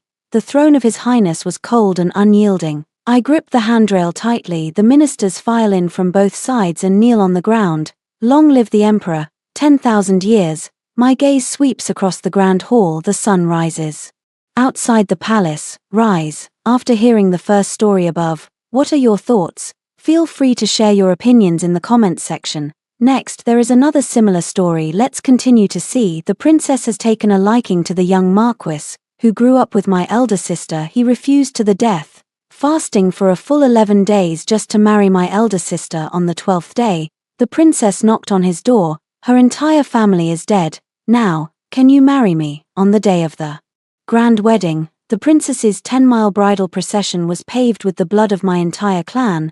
The princess's mansion gained an inconspicuous cleaning maid. Princess Anley and the young Marquis were performing the ceremonial bows to heaven and earth. The young Marquis straightened his body, refusing to bow alongside her. Princess Anley's mother, the princess consort of Cheng, unhesitatingly called up 2 guards, who drew their swords and stood behind the Marquis's wife. Princess Anley, her face flushed, grabbed the young Marquis's hand. Husband, today is our joyous wedding day. The sight of blood is inauspicious. The young Marquis's lips trembled. There are countless talented men in the world. Why must I alone be the one who cannot let go? Princess Cheng smiled faintly. If even a fallen family like yours cannot be controlled, how will the prince rule the world in the future? If I cannot even fulfill my own daughter's desires, then what kind of mother am I? Half a month had passed, and Princess Anley was in a furious rage, holding a dagger and measuring it against each maid's face. Why won't he consummate the marriage with me? He must have another woman. You wretched maids, who among you seduced him? the maids throughout the entire palace knelt with their heads bowed, trembling uncontrollably. The princess, who considered herself a celestial beauty, forbade any unsightly things in the palace, so all the maids were exceptionally beautiful. Now that the young marquis has married into the prince's mansion, these beautiful maids have become thorns in the princess's side, but the young marquis's refusal to consummate the marriage cannot be blamed on others. They could tie him up and share a bed, but they couldn't control his body. The princess suddenly grabbed a maid by the hair and forced her to lift her head. In the next moment, blood splattered everywhere as the princess screamed, "You look so much like that wretch. You were the one who brought him dinner last night. What did you do together?" The maid covered her blooded face and let out a low, pained groan. I crawled through the crowd of trembling maids to the feet of Princess Anli, looked up, and said, "This humble servant has a plan that can help your highness achieve your wish." Upon seeing my face clearly, the princess furrowed her brow in disgust, took a step back, and pulled her skirt away. "Since childhood, I have been frail and was raised in a remote mountain temple, where there lived a reclusive physician. Thus, my complexion was sallow and my figure thin and small, bearing no resemblance to my elder sister, whose beauty was unparalleled in the world." The princess snorted coldly. "Let's hear it." I glanced hesitantly at the people around us, signaling for her to lean in closer. After hearing it, the princess was half convinced and half doubtful, her expression softening. "What is your name?" I kowtowed and said, "Your humble servant, Arshyang." The princess turned and walked away, and the steward signaled for me to follow. That evening, the princess emerged from her room with a radiant expression, wearing only a thin gauze, her delicate white neck covered in red marks. I quickly held up a thick cloak and draped it over her. She was delighted. "Who else is in your family? How did you learn these magical tricks?" I replied respectfully. "My parents passed away early, and I traveled with a theater troupe for several years. Later, when the troupe disbanded, I made my way north, begging for food, and was fortunate enough to be sold into the princess's residence." The princess was extremely satisfied with my appearance and background. "From now on, you will serve by my side. There will be places where you can be of use." And so, I replaced the maid named Arshyang, going from an ordinary cleaning servant to the princess's favorite. The arrogant and self-proclaimed celestial beauty Princess Anli never could have imagined that an ordinary maidservant like me would dare to deceive her. I don't know any illusion magic at all. I excel in medicine and poisons. I simply placed hallucinogenic herbs in the room's incense and had the princess wear the same kind of underskirt my elder sister favored, making the young marquis mistake her for my sister. For generations, my family has been known for its integrity and scholarship. Because my father achieved the third highest rank in the imperial examinations, our family received the emperor's favor, allowing 2 of the younger generation to be selected to study as companions in the Imperial Academy. They are my elder sister and my second elder brother. The young marquis is hopelessly infatuated with my elder sister and has been relentlessly pursuing her. The young marquis is exceptionally handsome and elegant. The old marquis died early, and the marquise was the niece of the late Empress Dowager's maternal clan. As the only son of the marquis household, he was set to inherit the title upon reaching adulthood. Although they were distant relatives of the royal family with little influence, a noble title was enough to secure a life of wealth and honor. My elder sister, aware of the disparity in their family backgrounds, would avoid the young marquis whenever she saw him, fearing that others might gossip. To get my elder sister to taste a pastry from him, the young marquis sent pastries to the entire imperial college to have one more word with my elder sister. He was the first to arrive in the morning and the last to leave in the evening, standing at the gate of the Imperial Academy to greet everyone one by one. But these descendants of noble families were all sharp and perceptive. How could they not see the young marquis's intentions? As time went by, rumors began to spread that my elder sister was delusional and trying to climb the social ladder. However, my elder sister already had someone she was mutually in love with. He is the reclusive physician who saved me from the brink of death. In private, my second brother and I jokingly call him brother-in-law. Our mother passed away early, and my eldest sister took charge of the entire family. The 2 of them had originally agreed that once my second brother married and I was sent off in marriage, they would lay down their burdens and travel the world together. But that day, the private soldiers of the Prince of Cheng's residence suddenly surrounded our home and began cutting people down without a word. My father shielded my eldest sister with his life, refusing to move even as blades rained down upon him until his body lay in pieces, revealing my sister beneath him. "So there's another one down here," a private soldier exclaimed. Another turned his head. No wonder the old man wouldn't budge no matter how we hacked at him. I wanted to rush in, but my elder sister stood up, blocking the view with her body and repeatedly gesturing for my brother-in-law to take me away. My second brother stood guard over our father's remains, sword in hand, shielding our elder sister behind him. But how could a mere scholar be a match for the private soldiers? In just 2 moves, his arms were severed. All I could hear was my elder sister's cries. "What has our Mu family done wrong? Where is justice? Aren't you afraid of retribution?" Princess Cheng stood in the center of the courtyard, lightly covering her nose with a handkerchief, as if disgusted by the heavy scent of blood. "Insignificant creatures like ants. Dead is dead. Who can do anything to me? Blame yourself for being so cheap and provoking someone you shouldn't have. Anyone who displeases my son deserves to die. Kill." After hiding me, my brother-in-law intended to go back alone. I grabbed his hand and pleaded, "Please, don't go. You're the only family I have left, brother-in-law." He knocked me out, and I vaguely heard him say, "Your eldest sister is afraid of pain and timid. I need to go keep her company. Now, father will never get to see second brother take a bride. Eldest sister will never be able to practice medicine and help the world with the one she loves." The Marquis's household remains safe and sound, and the powerful Prince Cheng's family has achieved their desires. Because of the young Marquis's unrequited and deep affection, my Mu residence was bathed in blood of hundreds of people. Only I remained, Princess. The young Marquis has not eaten since he regained consciousness. Princess Anli selected several men to guard the young Marquis day and night, and they regularly reported on his daily life, starving himself again. What else can he do? Besides starving and harming himself, Princess Anli said impatiently. She looked at the untouched food that had been sent back, stood up, picked up a plate of food, lifted it gently, and then forcefully smashed it on the maid's head. Then she picked up another plate and continued smashing it down. The dull thuds of porcelain colliding with bone echoed one after another. It wasn't until the maid was beaten unconscious and bleeding from the head that Princess Anli finally stopped. I handed over a warm cloth, and Princess Anli took it to wipe the vegetable soup from her hands. Her red lips parted slightly as she said, "If he won't eat, find a way to make him eat. Otherwise, her fate today will be yours tomorrow. Understand?" The maids and servants kowtowed repeatedly like pounding garlic. The princess consort, elegant and graceful, swayed gently as she asked, "Who has upset my child again?" Princess Anli, who had just calmed down, suddenly threw her handkerchief and kicked over a chair. She began frantically smashing everything in the room that could be broken, roaring like a wild beast. "What is so good about that wretched woman? Why, she's already dead. Why does he still cling to her memory?" I respectfully stepped back a few paces, making way for the vases behind me. As she had already started smashing things in this direction, the princess consort of Cheng, feeling distressed, went up and embraced Princess Anli. "Someone, call the imperial physician. Are you all blind? Can't you see the princess's hand is injured?" I immediately tore off a piece of my own undergarment and used the softest fabric to stop Princess Anli's bleeding. The princess consort of Cheng looked at me with satisfaction. "You're quite quick-witted."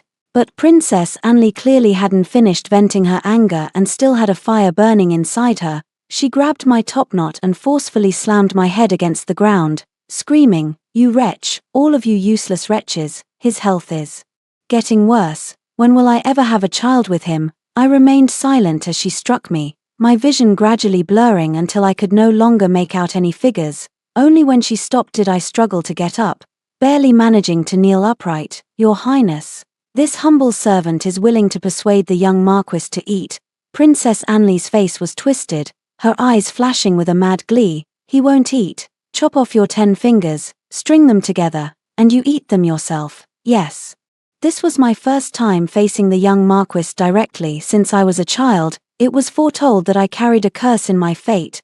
My mother died in childbirth because of me, and the Taoist priest said I should not enter the ancestral hall until I turned 18. Therefore, no one knows my identity, and no one has seen my true face. Seeing me bring in the meal, he weakly waved his hand and said, "How many times have I told you, I won't eat?" I knelt on the ground and pleaded, Young Marquis, I beg you to have a few bites. Your mother is very worried about you. Since their marriage, the princess had forbidden him from seeing the Marquis's wife and confined him to his room. Only upon hearing news of his mother did the young Marquis finally show a hint of emotion. Are you someone sent by my mother? Is she well? I neither admitted nor denied it, only saying, Young Marquis, you must take care of yourself. If you leave the lady alone, who knows what madness the princess might resort to.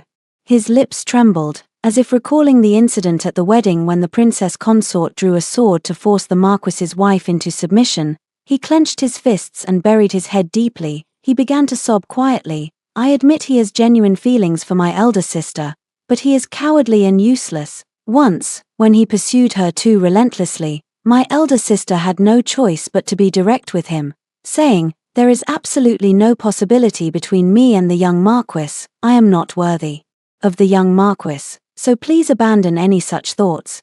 But I don't know if the young Marquis's mind has been too deeply influenced by romantic stories. He stubbornly refused to believe that my elder sister had no feelings for him. You can fool others, but you can't fool me. Every time I turned around in class, I would meet your gaze. My elder sister sighed helplessly. If I don't look at the teacher during class, where else am I supposed to look? The young Marquis continued. At the spring banquet, you went around 6 tables just to sit next to me and even greeted me. The elder sister sighed. That's because there was only an empty seat next to you, and you refused to sit at the head of the table, insisting on taking the last seat. I have no idea why. You even deliberately walked in front of me, and intentionally dropped your handkerchief on the ground. The elder sister lost her patience. That's because bird droppings fell on the handkerchief, so I just tossed it away. Later, the elder sister became the subject of gossip and turned into a laughingstock throughout the entire city. Under the watchful eyes of the crowd, the young Marquis arrived at the Moo residence. Wait for me. I will go and plead with my mother. She has always doted on me and never refused my requests. Once you become the Marquis's wife, let's see who dares to gossip about you. However, the Marquise had high hopes for the young Marquis, expecting him to restore the glory of the Marquisate, and was determined to have him marry a princess. Upon hearing that the young Marquis sought to marry my elder sister, she felt as if the sky had fallen. That seductress from a lowly family, with her filthy and despicable tricks, who knows what methods she used to bewitch my son. She used her influence in the court to block my father's path to promotion and titles, and caused my second brother to be barred from ever taking the imperial examinations again. I put on an extremely worried expression. Young Marquis, the lady is still waiting for you to return home safe and sound to serve her. The young Marquis finished all the dinner I brought. Looking at the empty plate I handed back, Princess Anli's face was hidden in the flickering candlelight. After a long while, she crouched down and examined me closely. I personally fed him right to his mouth, and he refused to eat. How is it that as soon as you went, he ate everything clean? I'm looking at your face. I smashed the porcelain bowl and directly cut my own face. Princess Anli burst into laughter. I was just teasing you all along. You're already so ugly, how could he possibly mistake you for a woman?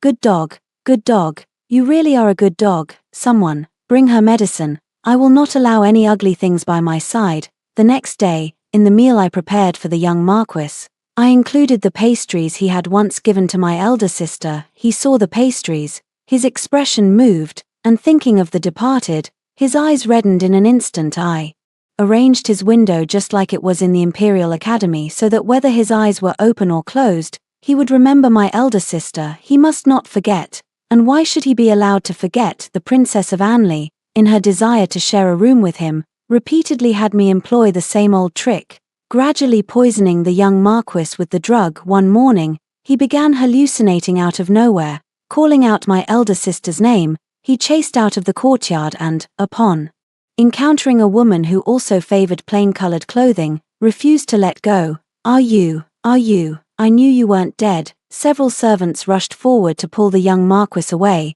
How dare you? This is Lady Hong. Princess Anli hurried over. Husband, what are you doing dragging my father's consort? Lady Hong, dressed in a white gown, sneered at the corner of her lips. The mother fights for her husband every day and fails, and the daughter fails too. You're not even as good as your mother. At least she was competing with the living. What can you possibly gain by competing with a dead person? Ridiculous. Princess Anli slapped Madame Hong across the face. A withered flower like you, who entered our Prince Cheng's mansion with a tarnished past, just because you've won my father's favor. Have you forgotten who you are? Madame Hong didn't get angry. She wiped the blood from the corner of her mouth and signaled her maid to bring the medicinal soup. What does it matter if I'm a withered flower? Your father still went all the way to the palace to seek a prescription, hoping I'd give him a son soon. Unlike some menopausal old woman, a hen that can't lay eggs.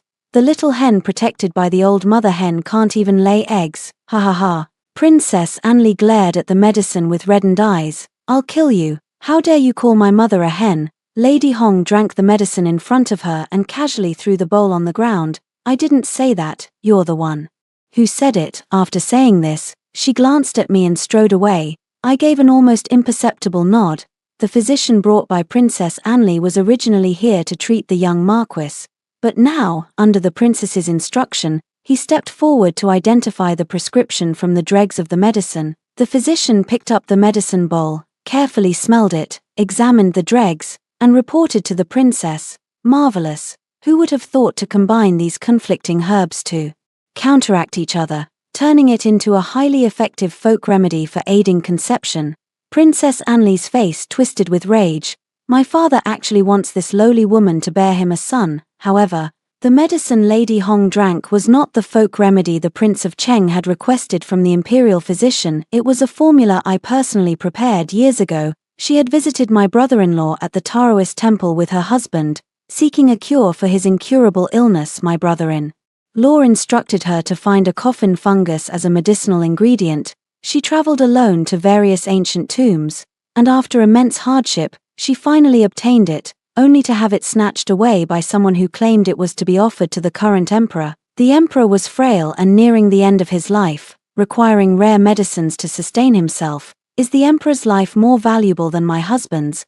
The private soldiers said nothing more and, with a single stroke, killed Hongya's husband. Now your medicine is useless, the private soldier said. The blood of the husband of the red leaves disappeared into her red dress, and from then on, she only wore plain colors. When I knelt and begged her to arrange for me to enter the prince's mansion, she also knelt before me. The prince's family sees us as worthless grass and ants, but we will make them understand that even the mightiest dam can be destroyed by an ant's nest. Whatever they care about, we will make them lose it. Whatever they look down upon, we will make them be looked down upon in the same way. The day after King Cheng favored Hongye again, Princess Anli had someone forcibly take away her miscarriage prevention medicine. Princess Anli drank it all in one gulp. She did not know that her mother had tampered with this bowl of medicine. After drinking it, Princess Anli experienced severe abdominal pain. Rolling on the ground and wailing in agony, Princess Cheng stared blankly at the empty bowl. It was the medicine she herself had laced with a potent dose. The physician trembled and kowtowed repeatedly like pounding garlic. Your Highness, spare me. I fear the princess can no longer bear children. This medicine contains saffron, musk, acurans, motherwort. Princess Cheng finally went mad. I know, shut up, shut up. After Princess Anli could no longer bear children, her temperament became increasingly perverse. She refused to leave her room and forbade the young Marquis from leaving as well. But the young Marquis just kept drawing portrait after portrait of my elder sister, not saying a word. For every portrait he drew, the princess would tear it up and force him to eat it. You love her so much, then eat it. You must hate me to death. You probably wish I were her. The young Marquis still endured it all without resistance. What nonsense are you talking, princess? She is she, and you are you. Princess Anli tore the drawing paper and cut her finger. I immediately knelt on the ground to bandage her wound. She suddenly began to study my face. Xiang, do you think if I had a child with him, his heart would return to me? Mother said, having a child can tie a husband down. I respectfully said, the princess is wise. She tilted her head, but they are too beautiful, and I don't feel at ease. Xiang, go and have a child with him for me. I respectfully replied, yes. The princess consort killed everyone who knew the young mistress was infertile, including the physician. Because I was to bear a child for her, I was loyal and spoke little, so I alone was spared that night. I climbed into the young lord's bed wearing a sheer gauze dress, saying, allow this servant to attend to you. He was so startled he jumped out of bed. but then he froze for a few seconds when he saw my face. My sister and I have similar face shapes. Now, with some makeup, drawing her style of eyebrows and eye makeup, and applying a fairer shade to my cheeks, I truly bear some resemblance to her. The hallucinogenic incense gradually took effect. His hand covered my face as he repeatedly called out my sister's name, suppressing my urge to kill. I clenched the bedsheets and pretended to flatter him. You. His hand gently caressed my flowing long hair. My elder sister used to comb and wash my hair every day. If he hadn't called me by my elder sister's name every day, perhaps she would still be here to pin up my hair. He hated the Anli princess for using her power to bully the weak, for clinging to him and refusing to let go. But how was he any different from her? I trembled all over, but he thought I was lost in pleasure, his movements growing even more intense. Ayu, shall we have a child? He murmured. My elder sister came to the Taoist temple to see me, and she and my brother-in-law took me out for a spring outing. I asked my elder sister, when are you two going to have a little baby? My elder sister blushed, and my brother-in-law asked me, I'm not even in a hurry. Why are you, a child, so anxious? I said stubbornly, I'm 8 years younger than my elder sister and 6 years younger than my second brother. Everyone can boss me around. If there's someone younger than me, then I won't be the youngest in the family anymore. My brother-in-law couldn't help but laugh. All right, then you need to persuade your elder sister to marry me as soon as possible. My brother-in-law turned to my elder sister and asked, Ayu, shall we have a child in the future? My elder sister blinked her beautiful eyes and said, just one.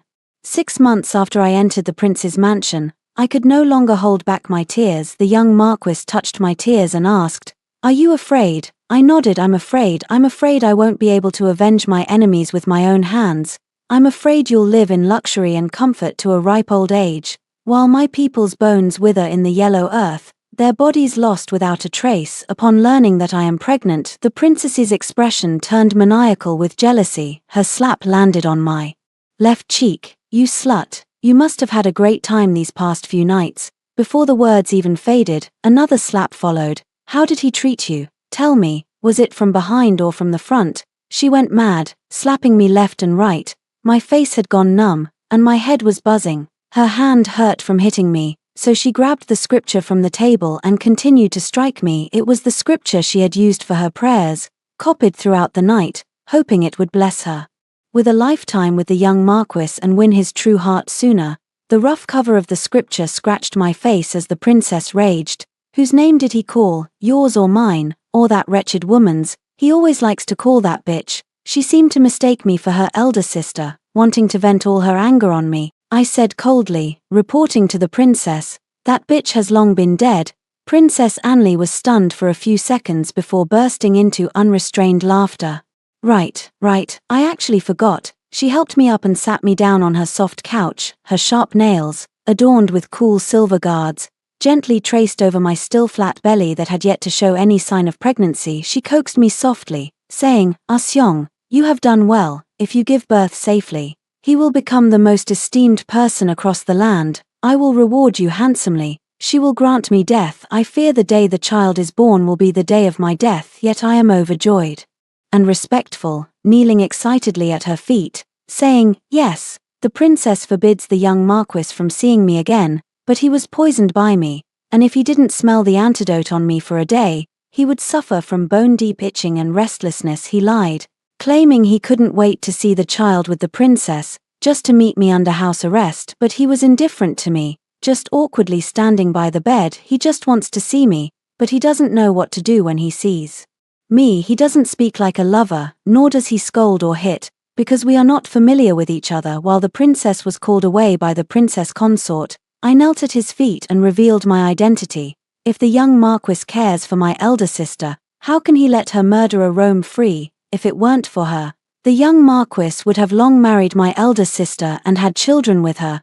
Has the young marquis forgotten how the princess used the marquis's wife to coerce and entice you? A noble man is open and above board. Does the young marquis want her to control him for a lifetime, to live a cowardly life? What face would he have to see my elder sister after death?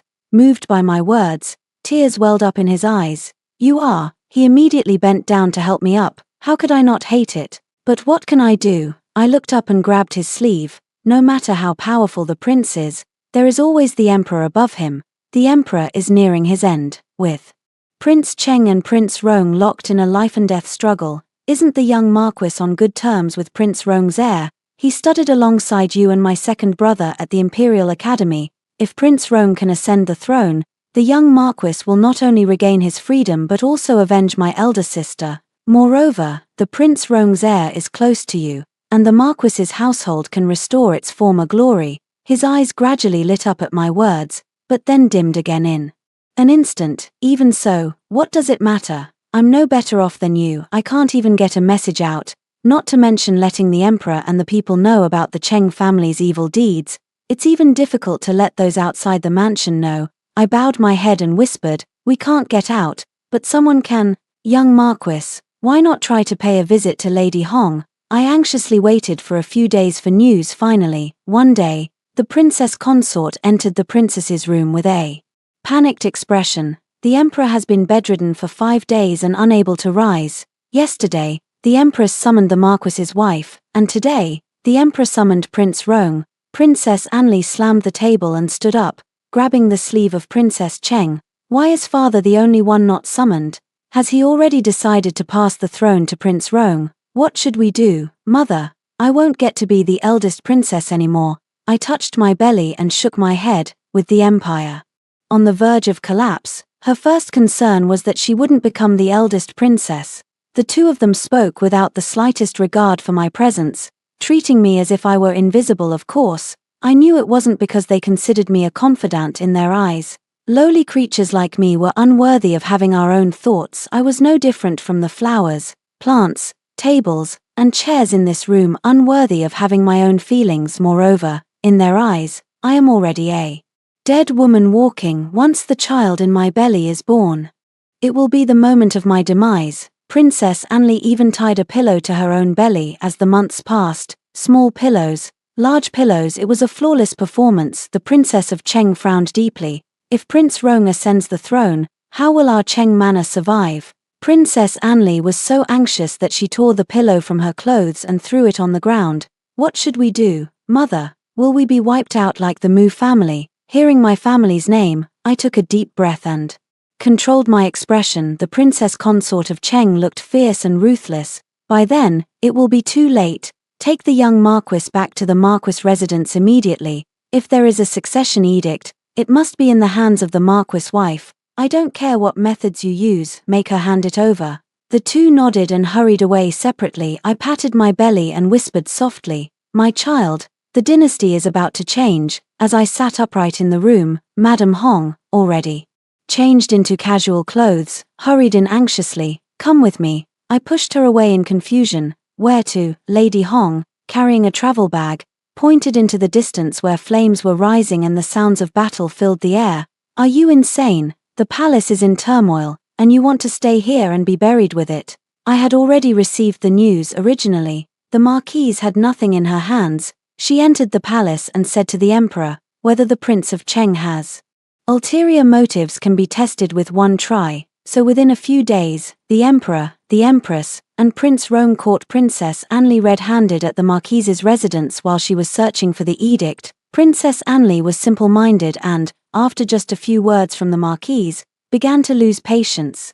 She resorted to her usual and convenient methods. She ordered someone to cut the young Marquis's flesh with a dagger, saying that for every moment the Marquise delayed in giving her the edict, she would cut another piece of the young Marquis's flesh. Unfortunately, the next moment, she was captured on the spot by the officers and soldiers. In order to save his daughter, the Prince of Cheng had no choice but to advance the time of the rebellion. The young Marquis immediately informed the Crown Prince of Rong. As soon as the Prince of Cheng appeared, he was captured by the soldiers of the Rong Prince, who had been lying in ambush in the palace. Madame Hong tried to take me away again, saying, the Prince of Cheng and his family are doomed. I have already arranged an escape route for us, so why are you hesitating? I shook my head. Your revenge for your husband's death is over, but mine has only just begun. I drew the crescent-shaped eyebrows that my elder sister loved to wear and fed a piece of fruit into the young Marquis's mouth. Now, no one forced him to eat, but he still preferred it when I fed him. I patiently persuaded him, although the young Marquis has already pledged his loyalty to the new emperor. He was once part of the rebel family's ancestral hall. Instead of constantly worrying that the new emperor holds a grudge over this matter, it would be better to personally request to take on this case and clear your name. He had no doubt about my motives. Thinking only that I had his best interests at heart, he looked at me with surprise and admiration, saying, "My mother warned me to steer clear of anything related to the Mu family and Prince Cheng, but I think what you said makes more sense," I replied anxiously. "I have shallow knowledge. How could I compare to the lady of the estate?" "Young lord, please do not listen to my nonsense. The lady of the estate has meticulously planned and strategized for you since childhood, which is why I see such an outstanding young lord before me. How could I dare to disagree with her?" Since childhood, he had always obeyed his mother, rarely stepping outside the inner courtyards, and thus had no close friendships with sons of other noble families. He never defied his mother, so he dared only to starve himself rather than personally bring the betrothal letter to my Mu residence. His mother forbade him from offending the Prince of Cheng, so he stepped on the blood of my entire clan to marry Princess Anli. Not even daring to shed a single tear, he obeyed his mother and married, only to end up imprisoned, and the esteemed Marquis became the close relative of a rebel. His intention was merely to praise the effectiveness of my method, but my words reminded him, even if he went against his nature and obeyed his mother in everything, it seemed he had never accomplished anything. He murmured, "I have never succeeded in doing anything according to my own wishes. I can't eat more than a few bites of the food I want, I can't choose the page I like, I can't wear the clothes I prefer, and even when it comes to marriage, I had to dig my nails tightly into my own flesh to keep myself from looking too agitated. I was so eager to watch this drama unfold. I want to see mother and son turn against each other. I want to see close relatives become enemies. I want to see the controller lose sleep over their inability to control, and the ignorant dig their own graves only to realize it too late." I pretended to be helpless and concerned. "But she is, after all, your mother." He looked at me as if he saw the version of himself that had compromised time and time again. He hardened his resolve and said, "So what? I want her to know who truly runs the Marquis household." The young Marquis demonstrated great righteousness by personally interrogating his own father-in-law, sparking a wave of mixed opinions and rumors throughout the capital. Back when the Prince of Cheng was in power, he eagerly attached himself to him. Now, to clear his name, he's personally carrying out the punishment. How ruthless. Not at all. The young Marquis is a man of deep loyalty and righteousness. He once fasted for 11 days without even a drop of water, all for a girl from a humble family. Everyone knows he's never had a mind of his own since he was young. I bet this was all the Marquis's wife's idea. When the old Marquis was alive, she, out of jealousy, caused the entire Marquisate to have only one young heir. With the few concubines either dead or driven mad, the Marquise was so enraged that she fell seriously ill and couldn't get out of bed for half a month, refusing to see the young heir. The young heir knelt at her door, weeping and explaining, but she only shouted, "I don't have a rebellious son like you. I will never care about you again. Get out of my sight." I, with my big belly, knelt beside him to apologize. His tears were tears of fear, the kind of fear a baby feels when being weaned, and I held him in my arms, telling him, "It's okay, you still have me." A coward like him, who can't walk independently, needs a backbone. Under my guidance, he subjected the followers of the prince to severe interrogation with great efficiency. Earning praise from the new emperor, he hesitated and asked me, "Anli is just a woman, and she's my wife. The new emperor has instructed me to go easy on her as long as she admits her mistake. I intended to spare her life, but her temperament," I looked at him innocently, "then find a way to make her admit her mistake. You filthy scoundrels, even if I'm no longer a princess, I am still the legitimate wife of a Marquis, a properly married wife. How dare you feed me this kind of thing? When I see my husband, I'll have him kill you." The jailer kicked the rice bowl over. "Eat it or not. Do you still think you're someone important? If the Marquis really considered you his wife, would he not see you for half a month? You're lying." From afar, Anli's shouting could be heard. I signaled the servant to open the cell, and the young Marquis stepped in first. Anli's joyful voice was so sharp it cracked. "You're here. You finally came to see me, my husband." The young Marquis surveyed the surroundings and finally pointed to a cleaner patch of open ground. The servants filed in, setting up a soft couch, cushions, tea, and snacks. Anli's disheveled hair was tangled with weeds, but her expression turned smug. This prison doesn't even have a cushion, and now I finally have a place to sit. What are you doing? Before she could even sit down, she was grabbed by two people and tied to a wooden stake. The young Marquis bent down to help me inside, his expression extremely gentle. Be careful. Seeing me so pampered and well cared for, Anli's eyes gradually grew wild with rage. You wretch, you wretch. I sat on the soft couch. Anli, do you admit your mistake? Her hands were immobilized, and she was so filled with hatred that she spat in my direction. My only mistake was not killing you sooner. The young Marquis looked regretful, and I nodded as a jailer walked out carrying a whip. Before long, heart-wrenching screams of a middle-aged man echoed from the next cell. As the sound of the whip grew louder, Anli's face turned increasingly pale. She struggled frantically, screaming at the top of her lungs. Father, father. The middle-aged man's screams turned into muffled groans, as if he was enduring the pain with great effort, but the sound of the whip did not stop. Anli, my child.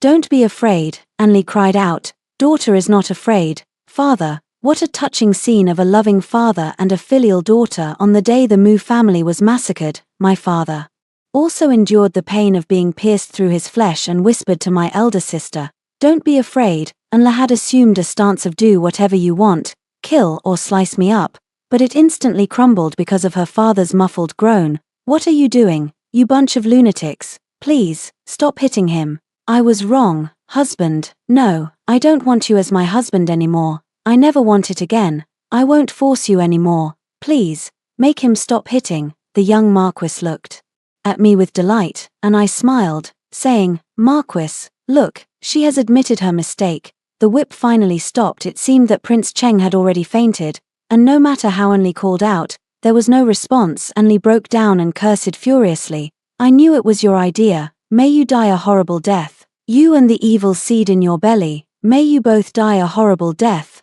I weakly covered my stomach. My lord, it doesn't matter if I die, but my child is innocent. The young Marquis's expression turned serious. I thought you had truly realized your mistake. A jailer walked out holding several steel needles.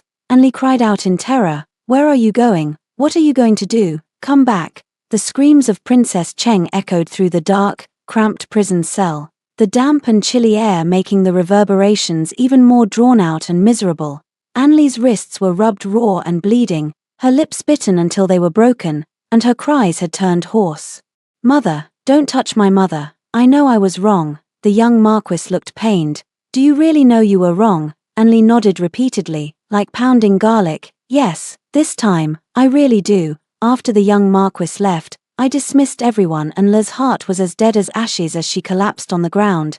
Her once meticulously maintained face was now smeared with moss and dirt from the stone bricks, but she paid it no mind. I held my belly and gently advised, the Marquis did all this to save your life. He cares for you deeply, so please don't blame him. I gestured toward the outside of the cell and whispered, the Emperor's men are right outside. If we don't find a way to make you admit your fault today, how can the Marquis protect you? And La's dim eyes gradually brightened, as if reigniting with hope for the future. She murmured, Is that true? I firmly said, so you must live on. How could she die so easily? I want her to know that neither physical death nor heartbreak is the most painful thing. The true torment is the constant cycle between hope and despair. The young Marquis pointed at me, who was pregnant, and said, I want to marry her as my wife. The Marquise, who had just recovered from a serious illness, was furious. You and I, mother and son, have been through fire and water together. Now that you are finally being entrusted with important responsibilities,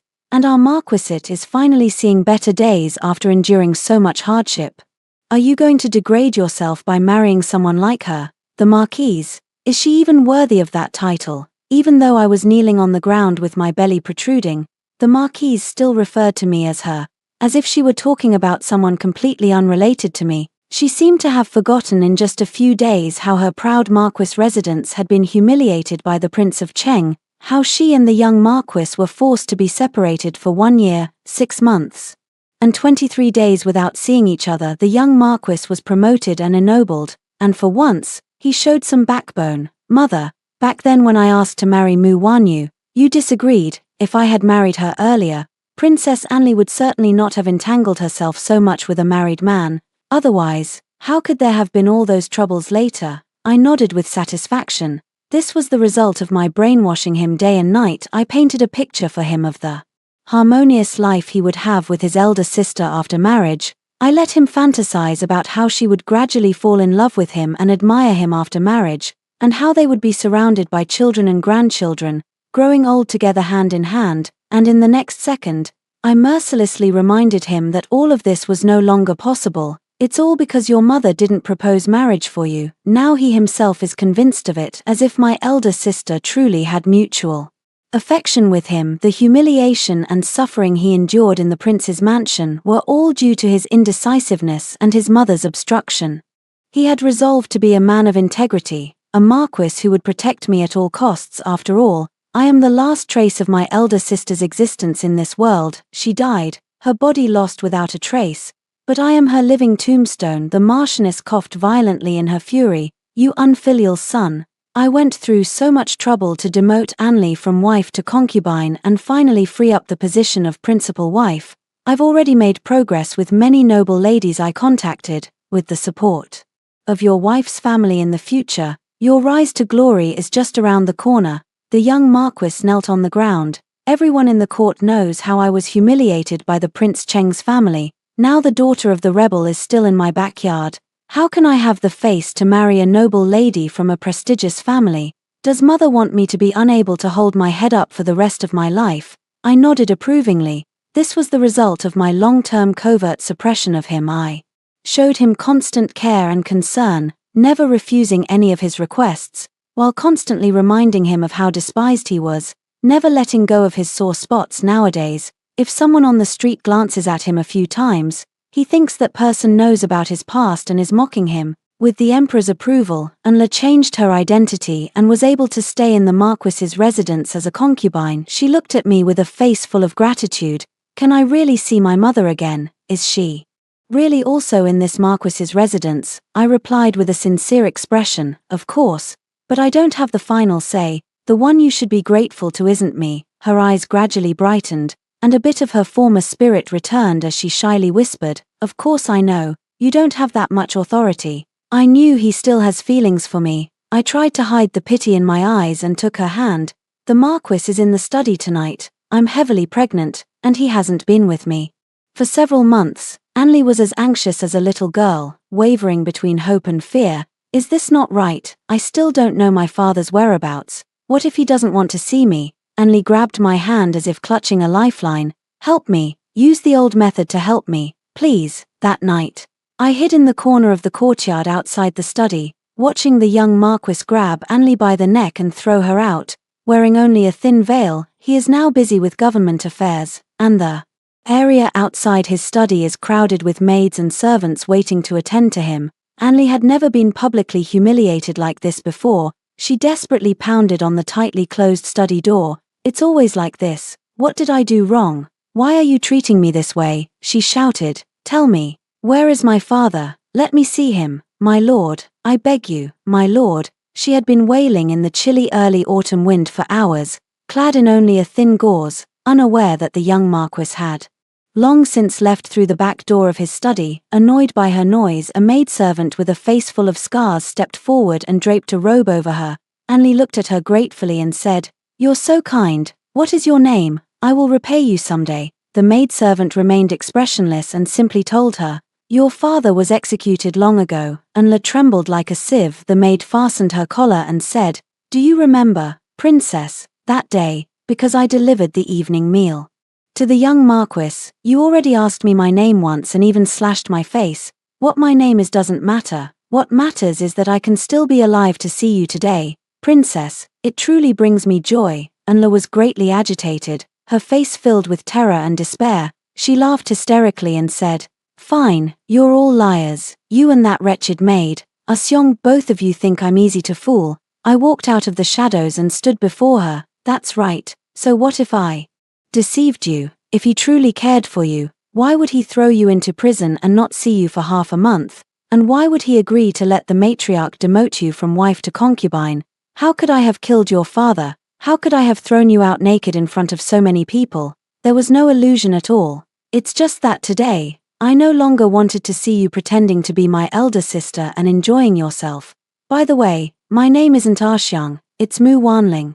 Remember, the Mu from Mu Wanyu, and the WN from Mu Wanyu. You really are easy to fool. I rubbed my waist. Dog slave, help me up. I gave Anla a new name, and Lord who said it sounded nice, and La reluctantly helped me up, and I slowly walked to the courtyard to gaze at the ancient tree standing tall and lush. Dog slave, if my second brother had married, his child would likely be born by now. I looked up at her. She was half a head taller than me. I frowned and said, Neil, it's a bit difficult for me to talk to you like this. Anli angrily retorted, being tall isn't my fault. A matron stepped forward and slapped her hard across the face. You wretched servant, how dare you shout at the lady of the Marquis? Anli was forced to her knees before me, her legs sinking into the mud. The ants she would have crushed underfoot in the past now crawled up her body. Climbing along the hem of her skirt, I bent down, picked up one of the ants, and placed it on her face. She screamed and struggled, but I stopped her, saying, Sure, don't move, it just crawled into your clothes. And how does it feel to be humiliated? The Marquis found her annoying and wanted to find an excuse to kill her, but I specifically begged the young Marquis to spare her and the princess consort of Cheng for them. Death would be a release. Why are they freed, while I have to live a lonely and miserable life missing him forever? I clapped my hands, and amazed threw a finger on the ground. I smiled and said, Dog slave, you haven't eaten for 2 days. Are you hungry? Anli screamed, You vicious woman, what have you done to my mother? I hope you die a horrible death. I picked up the delicate finger. So beautiful, it's clear these hands have never done a day of hard work. Die a terrible death. What does die a terrible death mean? Like my father, who was torn limb from limb, or like my second brother, who had his arms chopped off, or like my eldest sister and her husband, who were pierced by the single arrow and died in each other's arms. Anli struggled to rush forward and strangle me. The young Marquis quickly walked in, pulled me into his embrace, and kicked Anli in the chest. Wanling, are you alright? Why bother with this madwoman? What if you get agitated and harm the baby? Anli laughed in despair. I have admired you for years, been your wife, and treated you so well. I gave you my whole heart. Have you never had even a shred of genuine feeling for me? The young Marquis looked at her with disgust. Of course not. I threw my finger back at Anli's face. Someone will bring you food later. Remember to eat it all clean. Your mother has paid me for this. Let's calculate, you can still have 20 full meals. I left with a laugh, leaving Anli screaming in despair in the mud. Using the excuse of pregnancy making movement difficult, I never paid morning and evening respects to the Marquis's wife, and I didn't even greet her when we crossed paths. She was very dissatisfied with me, but the young Marquis always shielded me. The Marquis's wife couldn't stand me having all the favor and tried every way to bring in concubines, filling the entire courtyard with beautiful maids. So what if I was the plainest looking woman in the entire Marquis's household? The young Marquis would not spare them a second glance. Every time he looked at a beautiful woman, I would bring up the old story at the princess's residence, making him think of the princess every time he interacted with the daughters of the powerful. I would have the former Princess Cheng, now a laundry matron, and the former Princess Anli, now a cleaning maid, walk past him. He would then shudder and tremble all over. My brother-in-law once said that if you want to train a dog to be obedient, you must strike it with a stick and then give it a sweet date. If the dog relieves itself indiscriminately, you must remind it so that it never dares to squat in the same spot again after being exposed to my hallucinogenic fumes for over 2 years. The young Marquis finally went mad one morning. He told everyone he saw my elder sister. He said he wanted to go to the Imperial Academy with my second brother. Others were all puzzled. The Mu family had already been exterminated 3 or 4 years ago for treason and defecting to the enemy. No one in the court even mentioned the matter. Why did the young Marquis go mad over this very issue? The old Marquis's wife's hair turned white overnight. She tottered after the young Marquis, coaxing and cajoling. My son, take one more bite. I've already had the carriage prepared. You can go to the Imperial Academy as soon as you finish eating.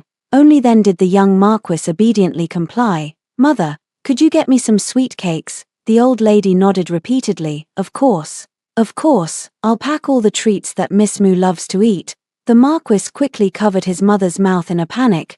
"Ayu doesn't like being talked about. Mother, don't make a fuss, or she'll ignore me." The day the young Marquis inherited the title at the age of 10, using my status as the Marquis's wife, I pleaded in the imperial court for a thorough investigation into the massacre of the Mu family.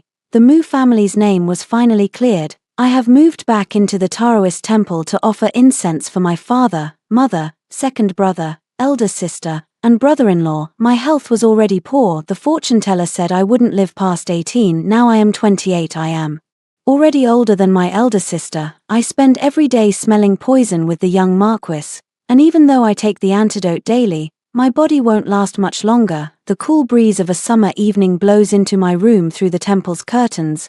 I smell the fragrance of bamboo from the forest in a daze. I heard my eldest sister's carriage stop at the side gate of the Taoist temple. She told second brother not to run around. "Why is second brother here today as well? I forgot he didn't have to go to the Imperial Academy today," second brother shouted. "Today is Linga's 18th birthday, the day she returns to the family ancestral hall. I had to come, no matter what." The elder sister's silver bell-like laughter drifted over with the wind chimes of the Taoist temple. "Father, watch your step, father. Linga is in the backyard up ahead. I had someone clean her room again this morning. When she returns, she'll surely be able to live comfortably." Father had also come, father said.